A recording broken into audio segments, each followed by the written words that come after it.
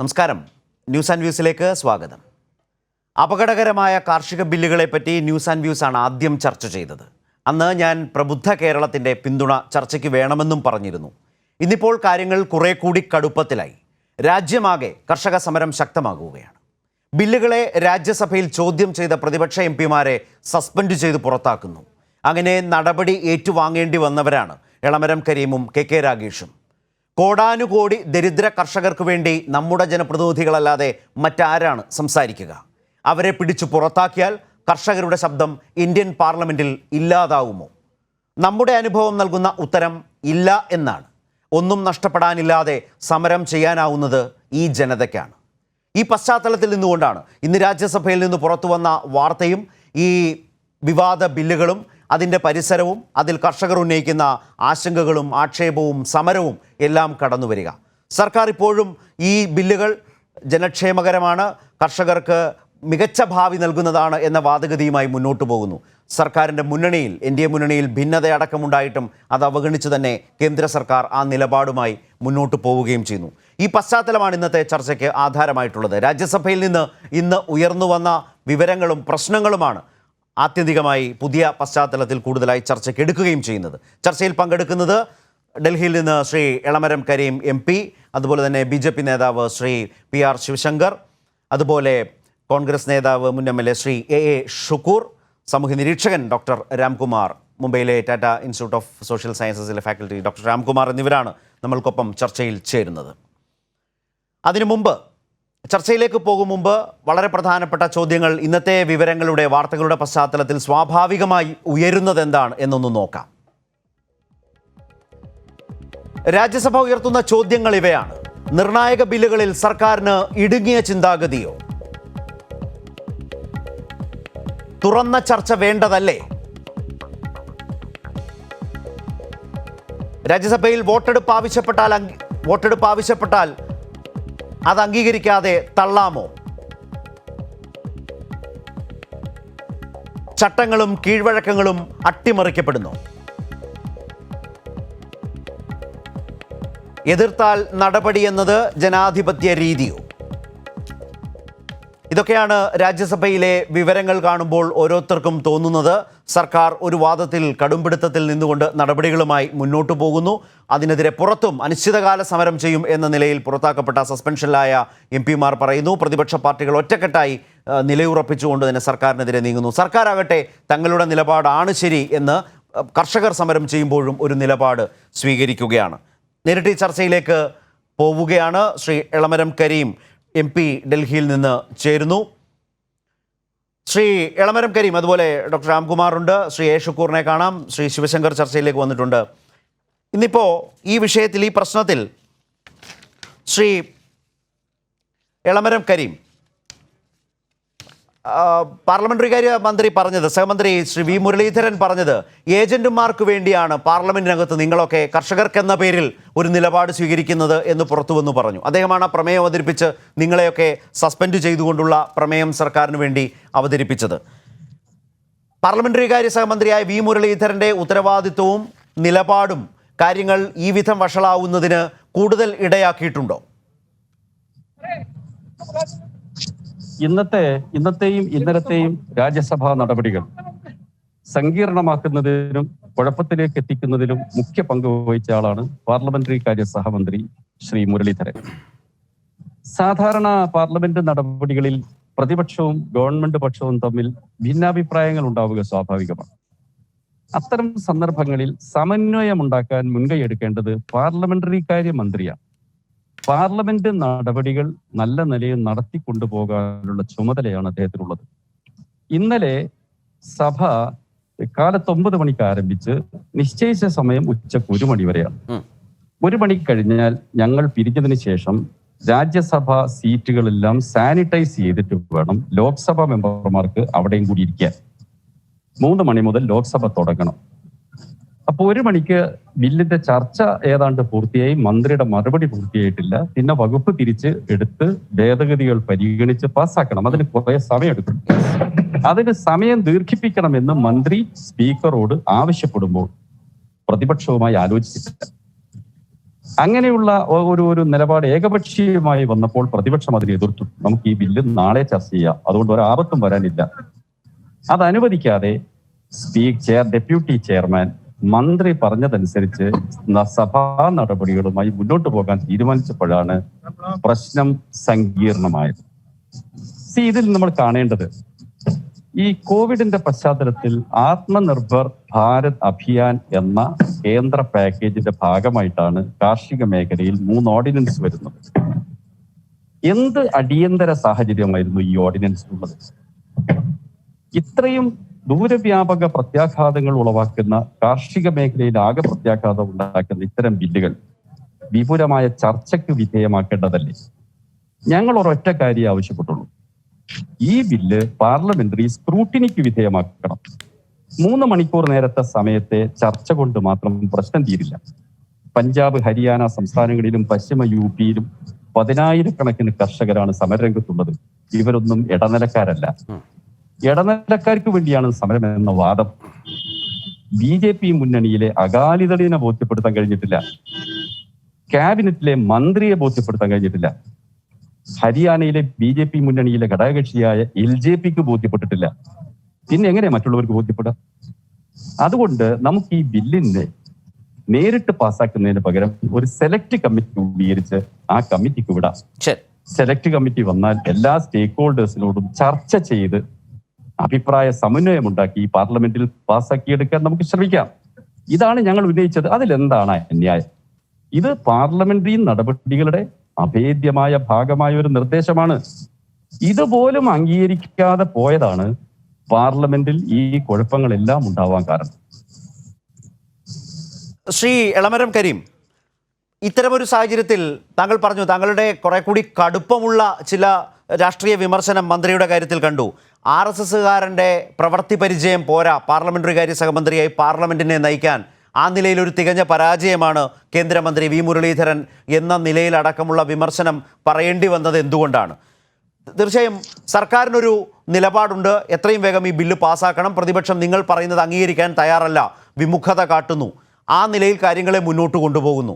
അതൊരു കൂട്ടായ ആലോചനയുടെ ഭാഗമാകുമ്പോൾ കേന്ദ്രമന്ത്രി വി മുരളീധരനും മാത്രമായി അതിലൊരു പ്രത്യേക പങ്കാളിത്തമുണ്ടോ? ബില്ല് പാസ്സാക്കാൻ അവർക്ക് നമ്പർ ഉണ്ടെങ്കിൽ പാർലമെന്റിൽ പാസ്സാക്കാൻ പറ്റും. BJP മുന്നണിക്ക് രാജ്യസഭയിലും ഭൂരിപക്ഷം ഉണ്ട് എന്നതാണ് ഒരു ധാരണ.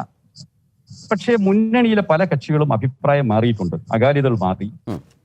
ഒറീസയിലെ BJD ഇത് സെലക്ട് കമ്മിറ്റിക്ക് വിടണമെന്ന നമ്മുടെ പ്രമേയത്തെ അനുകൂലിച്ചു. ചില സന്ദർഭങ്ങളിൽ BJP ഗവൺമെന്റിനെ അനുകൂലിച്ചിരുന്ന തെലങ്കാന രാഷ്ട്ര സമിതി പ്രതിപക്ഷത്തോടൊപ്പം സമരത്തിൽ ഉറച്ചു നിൽക്കുന്നു. ഇനി ഏതെല്ലാം വ്യക്തികളാണ് മാറുന്നത് എന്ന് പറയാൻ പറ്റില്ല. ഈ ഒരു ആശങ്ക നിലനിൽക്കുന്നുണ്ട്. എങ്കിലും അവർക്ക് നമ്പേഴ്സ് ഉണ്ട്. എന്താ ഞങ്ങൾ ആവശ്യപ്പെടുന്നത്?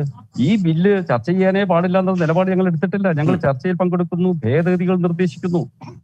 ഇത് സെലക്ട് കമ്മിറ്റിക്ക് റെഫർ ചെയ്യണമെന്നൊരു മോഷൻ പരിഗണിക്കണമെന്നാണ് ഞങ്ങൾ പറയുന്നത്. അതിന്മേൽ വോട്ടെടുപ്പ് നടത്താൻ സന്നദ്ധമായില്ല എന്നതാണ് ഗവൺമെന്റ് ചെയ്ത ഏറ്റവും വലിയ തെറ്റ്. എന്താണ് വോട്ടെടുപ്പ് നടത്തിയാൽ സംഭവിക്കുക? ആ ആവശ്യം പരിഗണിക്കാതെ ഇരുന്നതുകൊണ്ടാണ് ഈ പ്രശ്നങ്ങൾ അത്രയും ഉണ്ടായത്. അത്തരം സന്ദർഭങ്ങളിലാണ് പാർലമെന്ററി കാര്യമന്ത്രിയുടെ മെയ്വഴക്കം പ്രകടിപ്പിക്കേണ്ടത്. ഈ കഴിഞ്ഞ ഇലക്ഷന് തൊട്ടു മുമ്പുള്ള രാജ്യസഭയിൽ ഞാൻ മെമ്പറാണ്. അന്നത്തെ പാർലമെന്ററി കാര്യമന്ത്രിയല്ല, ഇന്ന് മുരളീധരൻ അതിനുശേഷം വന്നതാണ്. ഇതിന് എനിക്കുണ്ടായ അനുഭവം, ഓരോ സന്ദർഭത്തിലും പാർലമെന്ററി കാര്യമന്ത്രി പ്രതിപക്ഷ നേതാക്കളെ വന്ന് കണ്ട് ഓരോ വിഷയങ്ങളും സംസാരിച്ച് യോജിപ്പുണ്ടാക്കാൻ ശ്രമിക്കും. ചിലപ്പോൾ യോജിപ്പുണ്ടായിക്കൊള്ളുന്നില്ല. ചിലപ്പോൾ സഭയിൽ പ്രശ്നങ്ങൾ വന്നാൽ 5-10 മിനിറ്റ് സഭ നിർത്തിവെച്ച് ചെയർമാൻ പ്രതിപക്ഷ നേതാക്കളെ അദ്ദേഹത്തിന്റെ ചേംബറിലേക്ക് വിളിക്കും, പ്രശ്നം സോർട്ട് ഔട്ട് ചെയ്യാൻ ശ്രമിക്കും. ഇങ്ങനെയൊക്കെയാണ് സഭ നടത്തിക്കൊണ്ടു പോകാനുള്ള പരിശ്രമം നടത്തുന്നത്. അങ്ങനെ ഒരു ശ്രമം പോലും ഉണ്ടായില്ല. ശ്രമം നടത്തിയിട്ട് പരാജയപ്പെട്ടു എന്ന് നമുക്ക് മനസ്സിലാക്കാം. അപ്പൊ പ്രതിപക്ഷത്തെ പൂർണ്ണമായി അവഗണിച്ചുകൊണ്ട് ഒരു ഭരണകക്ഷി മുന്നോട്ട് പോവുക എന്ന് പറഞ്ഞാൽ അത് ജനാധിപത്യ സംസ്കാരത്തിനെതിരാണ്. ഇത്രയും ജനാധിപത്യ മൂല്യങ്ങൾ ഉയർത്തിപ്പിടിക്കാനുള്ള കഴിവ് അദ്ദേഹത്തിന് ഇല്ല. ഒരു RSS പ്രവർത്തകന്റെ നിലവാരത്തിൽ നിന്ന് ഇന്ത്യൻ പാർലമെന്റിലെ പാർലമെന്റ് കാര്യ മന്ത്രി എന്ന ഉയർന്ന നിലവാരത്തിലേക്ക് അദ്ദേഹത്തിന് എത്താൻ ഇതുവരെ സാധിച്ചിട്ടില്ല എന്നതാണ് അനുഭവത്തിൽ നിന്ന് ഞാൻ പറഞ്ഞത്. ശ്രീ ശിവശങ്കരൻ, വളരെ പ്രധാനപ്പെട്ട വിമർശനങ്ങളാണ് പ്രതിപക്ഷ പാർട്ടികൾ, പ്രതിപക്ഷ എം പിമാർ ഉന്നയിക്കുന്നത്. ഒരു പാർലമെന്ററി കാര്യ മന്ത്രിക്ക് വലിയ ഉത്തരവാദിത്തങ്ങളുണ്ട്. സഭ നടത്തിക്കൊണ്ടുപോവുക എന്നത് ഭരണമുന്നണിയെ സംബന്ധിച്ച് തന്നെയാണ് ആദ്യ ഉത്തരവാദിത്തം. അത് തന്നെ വളരെ ശരിയായി നടത്തേണ്ട വലിയ മികവ് കാട്ടേണ്ടയാളാണ് പാർലമെന്ററി കാര്യ സഹമന്ത്രി. അദ്ദേഹം അതിന് തയ്യാറായില്ല, ഒരു ചർച്ചയ്ക്ക് പോലും തയ്യാറായില്ല എന്ന് വന്നാൽ എന്താണ്? രാജ്യമാകെ സമരം നടക്കുന്നൊരു വിഷയം, നിങ്ങളുടെ മുന്നണിയിൽ തന്നെ വിയോജിപ്പുകൾ നിലനിൽക്കുന്ന സാഹചര്യം, ഒരു കേന്ദ്രമന്ത്രി തന്നെ രാജിവെച്ച പ്രശ്നം, ഇതിൽ കോവിഡ് പ്രോട്ടോകോൾ പാലിച്ച് സഭ നടന്നു വരുന്നൊരു സാഹചര്യം, അതടക്കം നിൽക്കുമ്പോൾ അതെല്ലാം ലംഘിച്ചുകൊണ്ട് കൂടിയാലോചനകളില്ലാതെ മുന്നോട്ട് പോവുക, അതിനെ ചോദ്യം ചെയ്താൽ ആ എം പിമാരെ പുറത്താക്കുക, ഇതെന്ത് തരം ജനാധിപത്യ കീഴ്വഴക്കമാണ്? അതിന് വലിയ സംഭാവന ചെയ്തത് കേരളത്തിൽ നിന്ന് തന്നെയുള്ള പാർലമെന്ററി കാര്യ സഹമന്ത്രി കൂടിയാണ് എന്ന് ശ്രീ എളമരം കരീം ഈ നടപടി വാങ്ങിച്ച് പുറത്തു പോരേണ്ടി വന്ന എം പി എന്ന നില അദ്ദേഹം പറഞ്ഞാൽ അതൊട്ടും ചെറുതല്ലല്ലോ. ഞാനതിനെ വേറൊരു രീതിയിലാണ് കാണാൻ ആഗ്രഹിക്കുന്നത്. ഞാനിത് ശ്രീ എളമരം കരീം വളരെ ബഹുമാന്യനായ സീനിയറായ ഒരു എം പിയാണ്. ഞാൻ അദ്ദേഹത്തെ പൂർണ്ണമായി വിയോജിക്കുകയാണെന്നും തെറ്റിദ്ധരിക്കരുത്. പക്ഷേ ഇതിൽ എൻ്റെ ഒരു അപാകത, ശ്രീ എളമരം കരീം അതിൻ്റെ ഫസ്റ്റ് പേഴ്സണാണ്, ഇതെല്ലാം നേരിട്ട് കാണുകയും അനുഭവിക്കുകയും ചെയ്ത ആളാണ്. എന്നെ സംബന്ധിച്ചിടത്തോളം ഞാൻ പാർലമെൻറ്റ് ജീവിതത്തിൽ കാണാത്ത ഒരാൾ കൂടിയാണ്. അപ്പോൾ പാർലമെൻ്ററി കാര്യ മന്ത്രി എന്താണ് അവിടെ നടത്തിയത്, എന്താണ് സംസാരിച്ചത്, അല്ലെങ്കിൽ സംസാരിച്ചില്ലയോ എന്നുള്ള കാര്യങ്ങൾ, അദ്ദേഹം പറയുന്ന കാര്യങ്ങൾ വ്യക്തമാക്കാനുള്ള ഇൻഎഫിഷ്യൻസി, അല്ലെങ്കിൽ എൻ്റെ I am not a right person to handle that particular issue. അത് ഞാൻ അംഗീകരിക്കുന്നു, അത് ശരിയാണ്. ശിവശങ്കരൻ താങ്കൾ പറഞ്ഞ ശരിയാണ്. പക്ഷേ ഈ നേരമായിട്ടും ഈ വലിയ പരാതി, വലിയ പ്രതിഷേധം, വലിയ വിമർശനം പ്രതിപക്ഷ എം പിമാർ ഉന്നയിച്ചിട്ടും അതങ്ങനെയല്ല, ഞാൻ ഈ നിലകളിൽ ചർച്ച നടത്തിയിട്ടുണ്ട്, ചർച്ച നടത്തിയിട്ടും പരാജയപ്പെട്ടു പോയതാണ്, അതുപോലും പറഞ്ഞിട്ടില്ല, ആ നിലയിൽ അത് നിഷേധിക്കാൻ പോലും കഴിഞ്ഞിട്ടില്ല എന്നതിൻ്റെ അർത്ഥം ഒരു ചർച്ച പോലും നടന്നിട്ടില്ല എന്നല്ലേ? അങ്ങനെ ആവണമെന്നില്ല. ചിലപ്പോൾ അതിൻ്റെ സമയമെടുത്ത് നാളെ പറഞ്ഞെന്നിരിക്കാം. ഇപ്പോൾ ചർച്ച കഴിയുമ്പോഴത്തേക്കും ഒരുപക്ഷെ സാധാരണഗതിയിൽ അദ്ദേഹം അതിൻ്റെ റിപ്ലൈ ആയിട്ട് വരണമാണ്. ഞാൻ അങ്ങനെയാണ് പ്രതീക്ഷിക്കുന്നത്. പക്ഷെ വേറൊരു കാര്യം, ശിവശങ്കർ മന്ത്രി സംസാരിച്ചു, ഭയങ്കര എക്കോ കേൾക്കുന്നു, ഒന്ന് കണ്ടിന്യൂസ് എക്കോ ഒന്ന് ശരിയാക്കണേ. എന്താ പറഞ്ഞേ, ഞാൻ കേട്ടില്ല. അല്ല, അദ്ദേഹം പുറത്തിറങ്ങി, സഭയ്ക്ക് പുറത്തിറങ്ങി, പാർലമെന്റിന് പുറത്ത് മാധ്യമപ്രവർത്തകരോട് സംസാരിച്ചു. അവിടെയാണ് ആഞ്ഞടിച്ചത് ഈ സമരം മുഴുവൻ. ഈ സമരം തന്നെ ഏജന്റുമാരുടെ സമരമാണ്. ആ ഏജന്റുമാർക്ക് വേണ്ടിയാണ് രാജ്യസഭയിൽ വന്ന് എം പിമാർ പണിയെടുക്കുന്നത്, ഈ സമരം ചെയ്യുന്നത് അല്ലെങ്കിൽ എതിർക്കുന്നത് എന്നുള്ള മട്ടിലൊക്കെ അദ്ദേഹം പറയാൻ സമയം കണ്ടെത്തി. അതൊക്കെ അദ്ദേഹം പറഞ്ഞു, പറയാതൊന്നും പോയിട്ടില്ല. പക്ഷേ ഇത് പറഞ്ഞില്ല. ചർച്ച നടന്നോ, ചർച്ച നടത്തിയോ, പ്രതിപക്ഷത്തെ വിശ്വാസത്തിലെടുത്തോ, അവരുമായി എന്ത് ചർച്ച നടന്നു, അത് പറഞ്ഞില്ല. അത് ചിലപ്പോൾ ചോദ്യം ഉന്നയിച്ചിട്ടുണ്ടാവില്ല, ഞാൻ കണ്ടില്ല, പർട്ടിക്കുലർ ഇഷ്യൂ ഞാൻ കണ്ടില്ല. ചോദ്യം ഉന്നയിച്ചിട്ടുണ്ടെങ്കിൽ അദ്ദേഹം ഒഴിഞ്ഞു പറയാൻ യാതൊരു സാധ്യതയുമില്ല. അദ്ദേഹം കൃത്യമായിട്ട് ഉത്തരം പറയും. അത്തരത്തിൽ ഉത്തരം പറയാതെ ഒരു RSSകാരൻ്റെ മെയ്വഴക്കത്തോടെ മാറുന്ന ആളൊന്നുമല്ല. RSSകാരനും ജനാധിപത്യ ബോധമുണ്ട്, ഒരു സംശയവുമില്ല. ഞങ്ങളെല്ലാം ജനാധിപത്യത്തിൽ വളർന്ന് വിശ്വസിക്കുന്ന ആൾക്കാർ തന്നെയാണ്. അപ്പോൾ അത്തരത്തിലുള്ള കമൻ്റ് അല്ല ആവശ്യം. പക്ഷേ ഒരു കാര്യം, നമ്മൾ കണ്ട മറ്റൊരു കാര്യം കൂടി നാം ആലോചിക്കേണ്ടതുണ്ട്. ജനാധിപത്യത്തിൽ പാർലമെൻറ്റ് നമ്മളുടെ ഒരു ഭാഷയിൽ പറഞ്ഞാൽ ഒരു ശ്രീകോവിൽ എന്നാണ് നമ്മളെല്ലാം കേട്ടിട്ടുള്ളത്. അത്തരത്തിലുള്ള ശ്രീകോവിൽ വെച്ചിട്ട് ഇടതുപക്ഷ എം പിമാരും TMCയുടെ ഡെറിക് ഒബ്രാനൊക്കെ അടക്കം ആളുകൾ എത്രത്തോളം നീചമായിട്ടാണ് സ്പീക്കറുടെ അല്ലെങ്കിൽ ആ സ്പീക്കറുടെ ചെയറിലിരുന്ന ആളുകളെ വിമർശിച്ചതും അദ്ദേഹത്തിൻ്റെ മുൻപിൽ പ്രതികരിച്ചതും ബില്ല് കീറിക്കളഞ്ഞതും അതേപോലെ സ്പീക്കറിൻ്റെ മുന്നിലുള്ള ആ മൈക്കെല്ലാം എടുത്ത് കളഞ്ഞതും എല്ലാം ജനാധിപത്യത്തിൻ്റെ ഭാഗമായി ഈ സമരത്തിൻ്റെ ഭാഗമാണോ, അല്ലെങ്കിൽ അത് പാർലമെൻറ്റിൽ നമുക്കെല്ലാം അംഗീകരിക്കാവുന്ന ഒരു നടപടിയാണോ എന്നുള്ളതും കൂടി നാം ആലോചിക്കേണ്ടതുണ്ട്. രണ്ടും ചേർത്ത് വായിക്കുമ്പോൾ എനിക്ക് തോന്നുന്നില്ല ഒരു പ്രതിപക്ഷവും അതിൻ്റെ പൂർണ്ണമായ രീതിയിൽ മഹനീയമായ രീതിയിലുള്ള പ്രതിപക്ഷത്തിൻ്റെ ഒരു ഫലപ്രദമായി ഉപയോഗിച്ചു എന്ന് ഞാൻ വിശ്വസിക്കുന്നില്ല. അതുകൊണ്ടാണ് ഞാൻ പറഞ്ഞത്, ഈ ഓരോ കാര്യത്തിലും നമ്മൾ പ്രതികരിക്കേണ്ട രീതി എങ്ങനെയായിരിക്കണം, അത് പാർലമെൻറ്റിൽ എങ്ങനെയായിരിക്കണം, തെരുവുകളിൽ എങ്ങനെയായിരിക്കണം, ചർച്ചകളിൽ എങ്ങനെയായിരിക്കണമെന്നൊക്കെ നമ്മൾ പൊതുവായൊരു ധാരണ ഉണ്ടാക്കിയിട്ടുണ്ട്. അത് തകർത്തുകൊണ്ട് ഏതൊരു ജനാധിപത്യത്തിലും അത് എത്രയേറെ സീനിയർ ആൾക്കാരായാലും ആ രീതി ശരിയല്ല എന്ന് ഞാൻ വിശ്വസിക്കുന്നു. അതുകൊണ്ട് ചർച്ചയുടെ മറ്റു ഭാഗങ്ങളിലേക്ക് കടക്കാം. ഞാൻ ഇതിൽ ശരി, ഞാൻ താങ്കളിലേക്ക് വരാം. താങ്കൾ പറഞ്ഞത് മനസ്സിലാവുന്നുണ്ട്. പക്ഷേ ശ്രീ എളമരം കരീം, ഞാൻ ശ്രീ ഷുക്കൂറിലേക്ക് വരാം. അദ്ദേഹം പറഞ്ഞ ചില കാര്യങ്ങളിൽ ഈ സഭയിലുള്ളയാളെന്ന നിലയിൽ ശ്രീ എളമരം കരീം കൂടുതലായി പറയേണ്ടതുണ്ടല്ലോ. അതായത് ശ്രീ ശിവശങ്കർ എന്ന BJP നേതാവും ഇന്ന് രാജ്യസഭയിൽ കണ്ടതും അല്ലെങ്കിൽ ലോക്സഭയിൽ കാണുന്നതുമായ കാര്യങ്ങൾ വെച്ച് നോക്കിയാൽ പ്രതിപക്ഷ അംഗങ്ങളെ ഈ പ്രതികരിക്കേണ്ട രീതി പഠിപ്പിക്കുക, ആ രീതിശാസ്ത്രം മാറിപ്പോയാൽ അതൊരു ശകലം പോലും അംഗീകരിച്ചു തരില്ല, കടുത്ത നടപടികൾ ഉണ്ടാകും, അതിപ്പോൾ എത്ര സീനിയർ ആയാലും അത് ചെയ്യും എന്ന മെസ്സേജാണ് രാഷ്ട്രീയമായി NDA എന്ന മുന്നണി നൽകുന്നത്, സഭയിൽ നിന്ന് കിട്ടിക്കൊണ്ടിരിക്കുന്നത്. ആ നിലയിൽ നിങ്ങളുടെയൊക്കെ പ്രതികരണം അല്പം കടന്നുപോയി, അതുകൊണ്ട് ശിക്ഷിച്ചേ മതിയാകൂ, ആ ശിക്ഷ ഏറ്റുവാങ്ങേണ്ടവരാണ് പ്രതിപക്ഷ MP-മാർ ആ 8 പേർ എന്ന നിലയിലുള്ളൊരു രാഷ്ട്രീയ വിശദീകരണം താങ്കൾ കേൾക്കുന്നുണ്ടാവുമല്ലോ. ഇന്നലത്തെ സാഹചര്യം ഒന്ന് ശിവശങ്കരനും മനസ്സിലാക്കുന്നത് നല്ലതാണ്. ഞാൻ ഈ സഭാ നടപടികൾ സ്തംഭിപ്പിക്കാനോ അല്ലെങ്കിൽ കടലാസ് കീറി എറിയാനോ പ്രോത്സാഹിപ്പിക്കുന്ന കൂട്ടത്തിലല്ല. ഇന്നലെ ആ ബില്ല്, കാർഷിക മേഖലയുമായി ബന്ധപ്പെട്ട വിവാദ ബില്ലിന്റെ ചർച്ച പൂർത്തിയായി. 1 മണിക്ക് പിരിയേണ്ട സഭ പിരിയാതെ അതിന്റെ നടപടിക്രമങ്ങളുമായി മുന്നോട്ട് പോകാൻ സർക്കാർ തീരുമാനിച്ചു. അതെല്ലാം അവിടെ ഇരിക്കട്ടെ. ഈ ബില്ല് ഓർഡിനൻസ് ആയി ഇറക്കിയ നടപടിയെ ചോദ്യം ചെയ്തുകൊണ്ടുള്ള ഞങ്ങളുടെ ഒരു മോഷൻ, സ്റ്റാറ്റ്യൂട്ടറി മോഷൻ എന്ന് പറയും, ഓർഡിനൻസ് നിരാകരിക്കണമെന്നത്, അത് ഞങ്ങൾ കൊടുത്തിട്ടുണ്ട്. ആദ്യം അത് ഡിസ്പോസ് ചെയ്യണം, മറ്റു നടപടിയിലേക്ക് കടക്കാൻ. ആ സ്റ്റാറ്റ്യൂട്ടറി മോഷൻ എടുത്ത് അത് നോട്ടീസ് നൽകിയവർ അത് പ്രസ് ചെയ്യുന്നുണ്ടോ എന്ന് ഡെപ്യൂട്ടി ചെയർമാൻ ചോദിക്കണം. ആദ്യത്തെ പേരുകാരൻ, നോട്ടീസിലെ പേരുകാരൻ രാകേഷാണ്. രണ്ടാമത്തേത് ഞാനാണ്, ഡെറിക് ഒബ്രിയോ, ഇരിച്ചി ശിവ, ബിനോയ് വിശ്വം, ശ്രേയംസ് കുമാർ, ഞങ്ങൾ എല്ലാവരും അതിന് നോട്ടീസ് കൊടുത്തവരാണ്. ഒരാളെ വിളിച്ച് അയാൾ നോട്ടീസ് പ്രസ് ചെയ്യുന്നില്ല എന്ന് പറഞ്ഞാൽ രണ്ടാമത്തെ ആളോട് ചോദിക്കണം. മൂന്നാമത്തെ ആൾ ഡെറിക് ഒബ്രിയോനാണ്. അയാളുടെ സീറ്റിൽ നിന്നുകൊണ്ട് ഞാൻ പ്രസ് ചെയ്യുന്നു, ഡിവിഷൻ വേണം എന്നാവശ്യപ്പെട്ടു. ഡിവിഷൻ എന്ന് പറഞ്ഞാൽ വോട്ടെടുപ്പ്. മനസ്സിലായി. ചെയർമാൻ സമ്മതിച്ചില്ല. തിരുച്ചി ശിവ ആവശ്യപ്പെട്ടു, ഡിവിഷൻ വേണമെന്ന് ആർത്തു വിളിച്ചു അദ്ദേഹത്തിന്റെ സീറ്റിൽ നിന്ന്. ഞാൻ എന്റെ സീറ്റിൽ നിന്ന് ആവശ്യപ്പെട്ടു. ഈ ആവശ്യം പരിഗണിക്കാതെ ഇത് ഒരു മെമ്പർ ആവശ്യപ്പെട്ടാൽ വോട്ടെടുപ്പ് നടത്തണമെന്നാണ് ചട്ടം. ഞങ്ങള് അഭിപ്രായം മാനിക്കാതെ വോയിസ് വോട്ടോടുകൂടി ഞങ്ങളുടെ പ്രമേയം തള്ളിയതായി ഡെപ്യൂട്ടി ചെയർമാൻ റൂൾ ചെയ്തു. അത് കഴിഞ്ഞിട്ടാണ് സെലക്ട് കമ്മിറ്റിക്ക് വിടണം എന്ന മോഷൻ പരിഗണനക്കെടുക്കുന്നത്. അത് നോട്ടീസ് കൊടുത്ത് ഞങ്ങൾ എല്ലാവരും കൂടി ചേർന്ന അതിനും ഡിവിഷൻ വേണം ഞങ്ങൾ ആവശ്യപ്പെട്ടു. വോട്ട് ചെയ്ത് ആരൊക്കെ അനുകൂലിക്കുന്നു പ്രതികൂലിക്കുന്നു എന്ന് ഈ സമരം ചെയ്യുന്ന കൃഷിക്കാർ മനസ്സിലാക്കണം എന്നുള്ളത് കൊണ്ടാണ്. അദ്ദേഹം അനുവദിച്ചില്ല. അദ്ദേഹം വോയിസ് വോട്ടോടുകൂടി ഞങ്ങളുടെ പ്രമേയം തള്ളിയതായി പ്രഖ്യാപിച്ച് അടുത്ത നടപടിയിലേക്ക് കടന്നു. ഞങ്ങൾ എന്ത് ചെയ്യണം? 10,000-കണക്കിന് കർഷകർ തെരുവിലിറങ്ങി ഈ പ്രക്ഷോഭം നടത്തുന്ന ഈ സാഹചര്യത്തിൽ അവരെ ബാധിക്കുന്ന ഒരു ബില്ല് പാർലമെന്റ് കൈകാര്യം ചെയ്യുമ്പോൾ ഭരണഘടനയും നടപടിച്ചട്ടങ്ങളും പാലിക്കാതെ ഈ നിലയിൽ രഥമുരുട്ടി പോകുമ്പോൾ ഞങ്ങൾ നിസ്സംഗരായി ഞങ്ങളുടെ സീറ്റിലിരുന്ന് അന്നത്തെ അലവൻസ് വാങ്ങി തിരിച്ചു പോരണമായിരുന്നോ? അതാണ് കേരളത്തിലെ ജനങ്ങൾ, എന്നെ ശ്രവിക്കുന്ന ജനങ്ങൾ തീരുമാനിക്കുന്നതെങ്കിൽ എനിക്ക് ഈ ചുമതല നിർവഹിച്ച് പോകാൻ സാധ്യമല്ല. അങ്ങനെ ഒരു മെമ്പറായി തുടരാൻ എന്നെ പോലുള്ള ഉത്തരവാദപ്പെട്ട ഒരു മെമ്പർക്ക് സാധ്യമല്ല.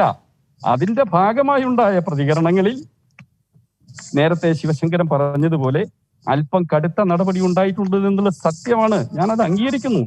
അതിലേക്ക് ഞങ്ങൾ എത്തിച്ചത് ഈ നടപടിക്രമങ്ങളാണ്. ഭഗത് സിംഗ് ബ്രിട്ടീഷ് പാർലമെന്റിൽ സ്ഫോടനം നടത്തുമ്പോൾ പറഞ്ഞത് ഞങ്ങളുടെ വാക്കുകൾ ബ്രിട്ടീഷുകാർ കേൾക്കുന്നില്ല, അവരുടെ കാത് തുറപ്പിക്കാനാണ് ഞാനിത് ചെയ്തത്. അതിന് സമാനമാണ് ഞങ്ങൾ ചെയ്തത്. അതിനെങ്ങനെ കുറ്റപ്പെടുത്താൻ സാധിക്കും? ഇതാണ് ഞങ്ങളുടെ നിലപാട്. സസ്പെൻഷൻ അല്ല, ഡിസ്മിസൽ വന്നാൽ പോലും ഇത്തരം ഒരു നിലപാട് ശിവശങ്കരന് പോലും എടുക്കാൻ സാധിക്കൂ എന്നാണ് എൻ്റെ അഭിപ്രായം. ശ്രീ എളമരം, താങ്കളിലേക്ക് ഞാൻ മടങ്ങി വരാം. ഇവിടെ ശ്രീ A. ഷുക്കൂർ, ഇത്രയും ഈ രണ്ടു ഭാഗവും കേട്ട സ്ഥിതിക്ക് താങ്കൾക്ക് ഇക്കാര്യത്തിൽ തോന്നുന്നത് എന്താണ്? നേരത്തെ ശ്രീ എളമരം കരീം പറഞ്ഞൊരു കാര്യമുണ്ട്, പലപ്പോഴും ഈ ഡിവിഷൻ ആവശ്യപ്പെട്ടാൽ, പലപ്പോഴും നല്ല ഒരു ഘട്ടത്തിലും ഡിവിഷൻ ആവശ്യപ്പെട്ടാൽ ചേർന്ന് നിരാകരിക്കുന്ന പ്രശ്നമില്ല. അത് ഒരംഗം രാജ്യസഭാ ചട്ടങ്ങളിൽ 252, 253, 254 പ്രകാരം ഒരംഗം ഡിവിഷൻ ആവശ്യപ്പെട്ടാൽ ശബ്ദ വോട്ട് മതി സാധാരണ ബില്ലുകൾക്ക്. ഇതിലൊക്കെ അത് മതിയെന്നിരിക്കെ തന്നെ ഒരംഗം ഡിവിഷൻ ആവശ്യപ്പെട്ടാൽ ഡിവിഷനിലേക്ക് പോയേ പറ്റൂ. അതാണ് കീഴ്വഴക്കം. അല്ലാതെ ചില ആലോചനകളൊക്കെ നടത്തി ഒഴിവാക്കാൻ ഭരണപക്ഷം ശ്രമിക്കാറുണ്ടെങ്കിലും അത് നടന്നില്ലെങ്കിൽ ഡിവിഷനിലേക്ക് പോയേ പറ്റൂ. ഒരുപാട് അനുഭവങ്ങളൊക്കെ നമ്മുടെ മുമ്പിൽ കീഴ്വഴക്കങ്ങളായുണ്ട്. എന്നിരിക്കെ പൂർണ്ണമായി ഒന്നിലേറെ അംഗങ്ങൾ ആവശ്യപ്പെടുന്നു, പൂർണ്ണമായും അത് നിരാകരിക്കുന്നു. നേരത്തെ ഈ അംഗത്തെക്കുറിച്ച് ഇപ്പോൾ BJD, പലപ്പോഴും BJP രാജ്യസഭയിൽ കൂടെ നിർത്തി അനുകൂലമാക്കിയെടുക്കാറുള്ള ഒരു പാർട്ടിയാണ് BJD. അതുപോലെ തന്നെ തെലങ്കാന രാഷ്ട്ര സമിതി, അവരുടെയൊക്കെ നിലപാട് മാറുന്നു എന്ന് പറഞ്ഞ പ്രശ്നം. അപ്പോൾ ഈ ഭൂരിപക്ഷത്തെ സംബന്ധിച്ച്, അല്ലെങ്കിൽ ഈ ബില്ല് പാസ്സാകുമോ, ഭേദഗതികൾ വിജയിക്കുമോ എന്ന ആശങ്കകൾ, ആ വെപ്രാളമാണോ ഇങ്ങനെ കീഴ്വഴക്കങ്ങളും ചട്ടങ്ങളും ലംഘിച്ച് മുന്നോട്ട് പോകാൻ കേന്ദ്ര സർക്കാരിനെ പ്രേരിപ്പിക്കുന്നത്? കോൺഗ്രസിൻ്റെ കാഴ്ചപ്പാട് എന്താണ്? ഇത് ഒരു നിയമനിർമ്മാണ സഭ ജനാധിപത്യത്തിൻ്റെ അടിസ്ഥാനത്തിൽ ചില നടപടിക്രമങ്ങൾ പാലിച്ചും കൃത്യമായി പരിപാലിച്ചും മുന്നോട്ട് കൊണ്ടുപോകേണ്ടത് ഒരു ഗവൺമെൻറ്റിൻ്റെ ഉത്തരവാദിത്വത്തിൻ്റെ ഭാഗം കൂടിയാണ്. അതും ജനാധിപത്യ പ്രക്രിയയിൽ നിയമനിർമ്മാണ സഭകളുടെ ആ കൃത്യമായി അതിൻ്റെ റൂൾസ് ഓഫ് പ്രൊസീജിയർ പാലിക്കുക എന്ന് പറയുന്നത് കർക്കശമായ ആ പരിപാലനം വേണം. പക്ഷെ ദൗർഭാഗ്യകരമെന്ന് പറയട്ടെ, ഇന്നലെ രാജ്യസഭയിൽ കണ്ടത് അതിന് വ്യത്യസ്തമായ വിരുദ്ധമായ നടപടികളാണ്. ജനാധിപത്യത്തെ കശാപ്പ് ചെയ്യുന്ന തരത്തിലുള്ള ഡെപ്യൂട്ടി ചെയർപേഴ്സൻ്റെ നടപടികളെയാണ് നമുക്ക് അവിടെ കാണാൻ കഴിഞ്ഞത്. ശ്രീ എളമരം കരീം വളരെ വിശദമായി ആ കാര്യങ്ങൾ പറഞ്ഞു. അപ്പോൾ വളരെ വേദനയോടുകൂടി മനസ്സിൽ തട്ടി അദ്ദേഹം കുറേ കാര്യങ്ങൾ പറഞ്ഞു. സത്യമല്ല ഇത്? എന്തോ ഒരു ഗൂഢ ലക്ഷ്യത്തോടു കൂടി ഒരു ഗൂഢാലോചനയുടെ അനന്തരഫലം എന്ന വണ്ണം ഒരു ഡിവിഷൻ ആവശ്യപ്പെട്ടുകൊണ്ട് ഡിവിഷൻ ആവശ്യപ്പെട്ടാൽ നേരത്തെ ശരത് ഇവിടെ സൂചിപ്പിച്ചതുപോലെ ഒരാൾ ഡിവിഷൻ ആവശ്യപ്പെട്ടാൽ ആ ഡിവിഷൻ അനുവദിക്കും.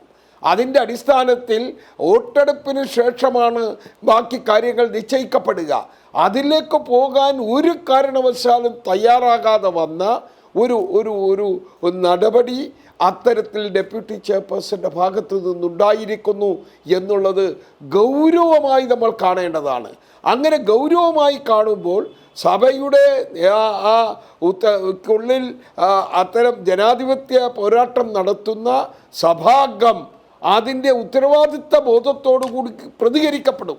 അങ്ങനെ പ്രതികരിക്കപ്പെടുമ്പോൾ ഇത്തരത്തിൽ സംഭവിക്കും. അല്ലാതെ ശിവശങ്കർ പറഞ്ഞ ആ ഭാഗത്തോട് എനിക്ക് ഒട്ടും യോജിക്കാനാകില്ല. ആ പ്രതികരണവും പ്രതിഷേധവും അങ്ങനെയേ ആയുള്ളൂ. അല്ലാതെ അത് അത്രയും വളരെ വൃത്തികെട്ട രീതിയിലല്ല. രോക്ഷപ്രകടനം അത് അനുവദിച്ചു കൊടുക്കുകയും സംസാരിക്കുകയും അവിടെ വേണമായിരുന്നെങ്കിൽ പാർലമെൻറ്റ് കാര്യമന്ത്രിക്ക് വേണമെങ്കിൽ അത്തരം ഒരു സിറ്റുവേഷൻ ഒഴിവാക്കാൻ വേണ്ടി ചില ഇടപെടലുകൾ നടത്താമായിരുന്നു. എന്ന് മാത്രമല്ല, വേണമെങ്കിൽ ഡെപ്യൂട്ടി ചെയർപേഴ്സനെ സഭ നിർത്തിവെച്ച് ഒരു ചർച്ചയാകാമായിരുന്നു. പക്ഷെ അതിനൊന്നും പോകാതെ താങ്കൾ അത് പറഞ്ഞു, അത് ശരിയാണ്. സഭ നിർത്തിവെച്ച് ചർച്ച ചെയ്യുന്ന അല്ലെങ്കിൽ ഒരു സമവായം ഉണ്ടാക്കുന്ന സാഹചര്യം. പക്ഷേ അതിലൊക്കെ ഈ പാർലമെന്ററി കാര്യ മന്ത്രിയുടെ സഹമന്ത്രിയുടെ ഒരു റോളിലെ ആ റോൾ ഏറ്റെടുക്കേണ്ട കേന്ദ്രമന്ത്രി വി മുരളീധരന്റെ ഭാഗത്തുനിന്ന് നിരുത്തരവാദപരമായ സമീപനത്തെ കുറിച്ച് എളമരം പറഞ്ഞത് കേട്ടിട്ട് തീർച്ചയായും അതിലേക്കാണ് ഞാൻ വരുന്നത്.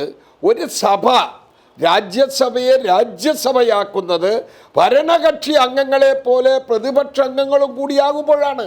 അപ്പോൾ അതിന് ഒരു മീഡിയേറ്റർ എന്ന് പറഞ്ഞാൽ ഒരു സമവായം അല്ലെങ്കിൽ അത്തരത്തിലൊരു സമീപനം ഒരു പാർലമെന്ററി കാര്യ വകുപ്പ് മന്ത്രി അദ്ദേഹത്തിൻ്റെതായ ചില നടപടികൾ ബോധപൂർവ സമയത്തുണ്ടാകണം.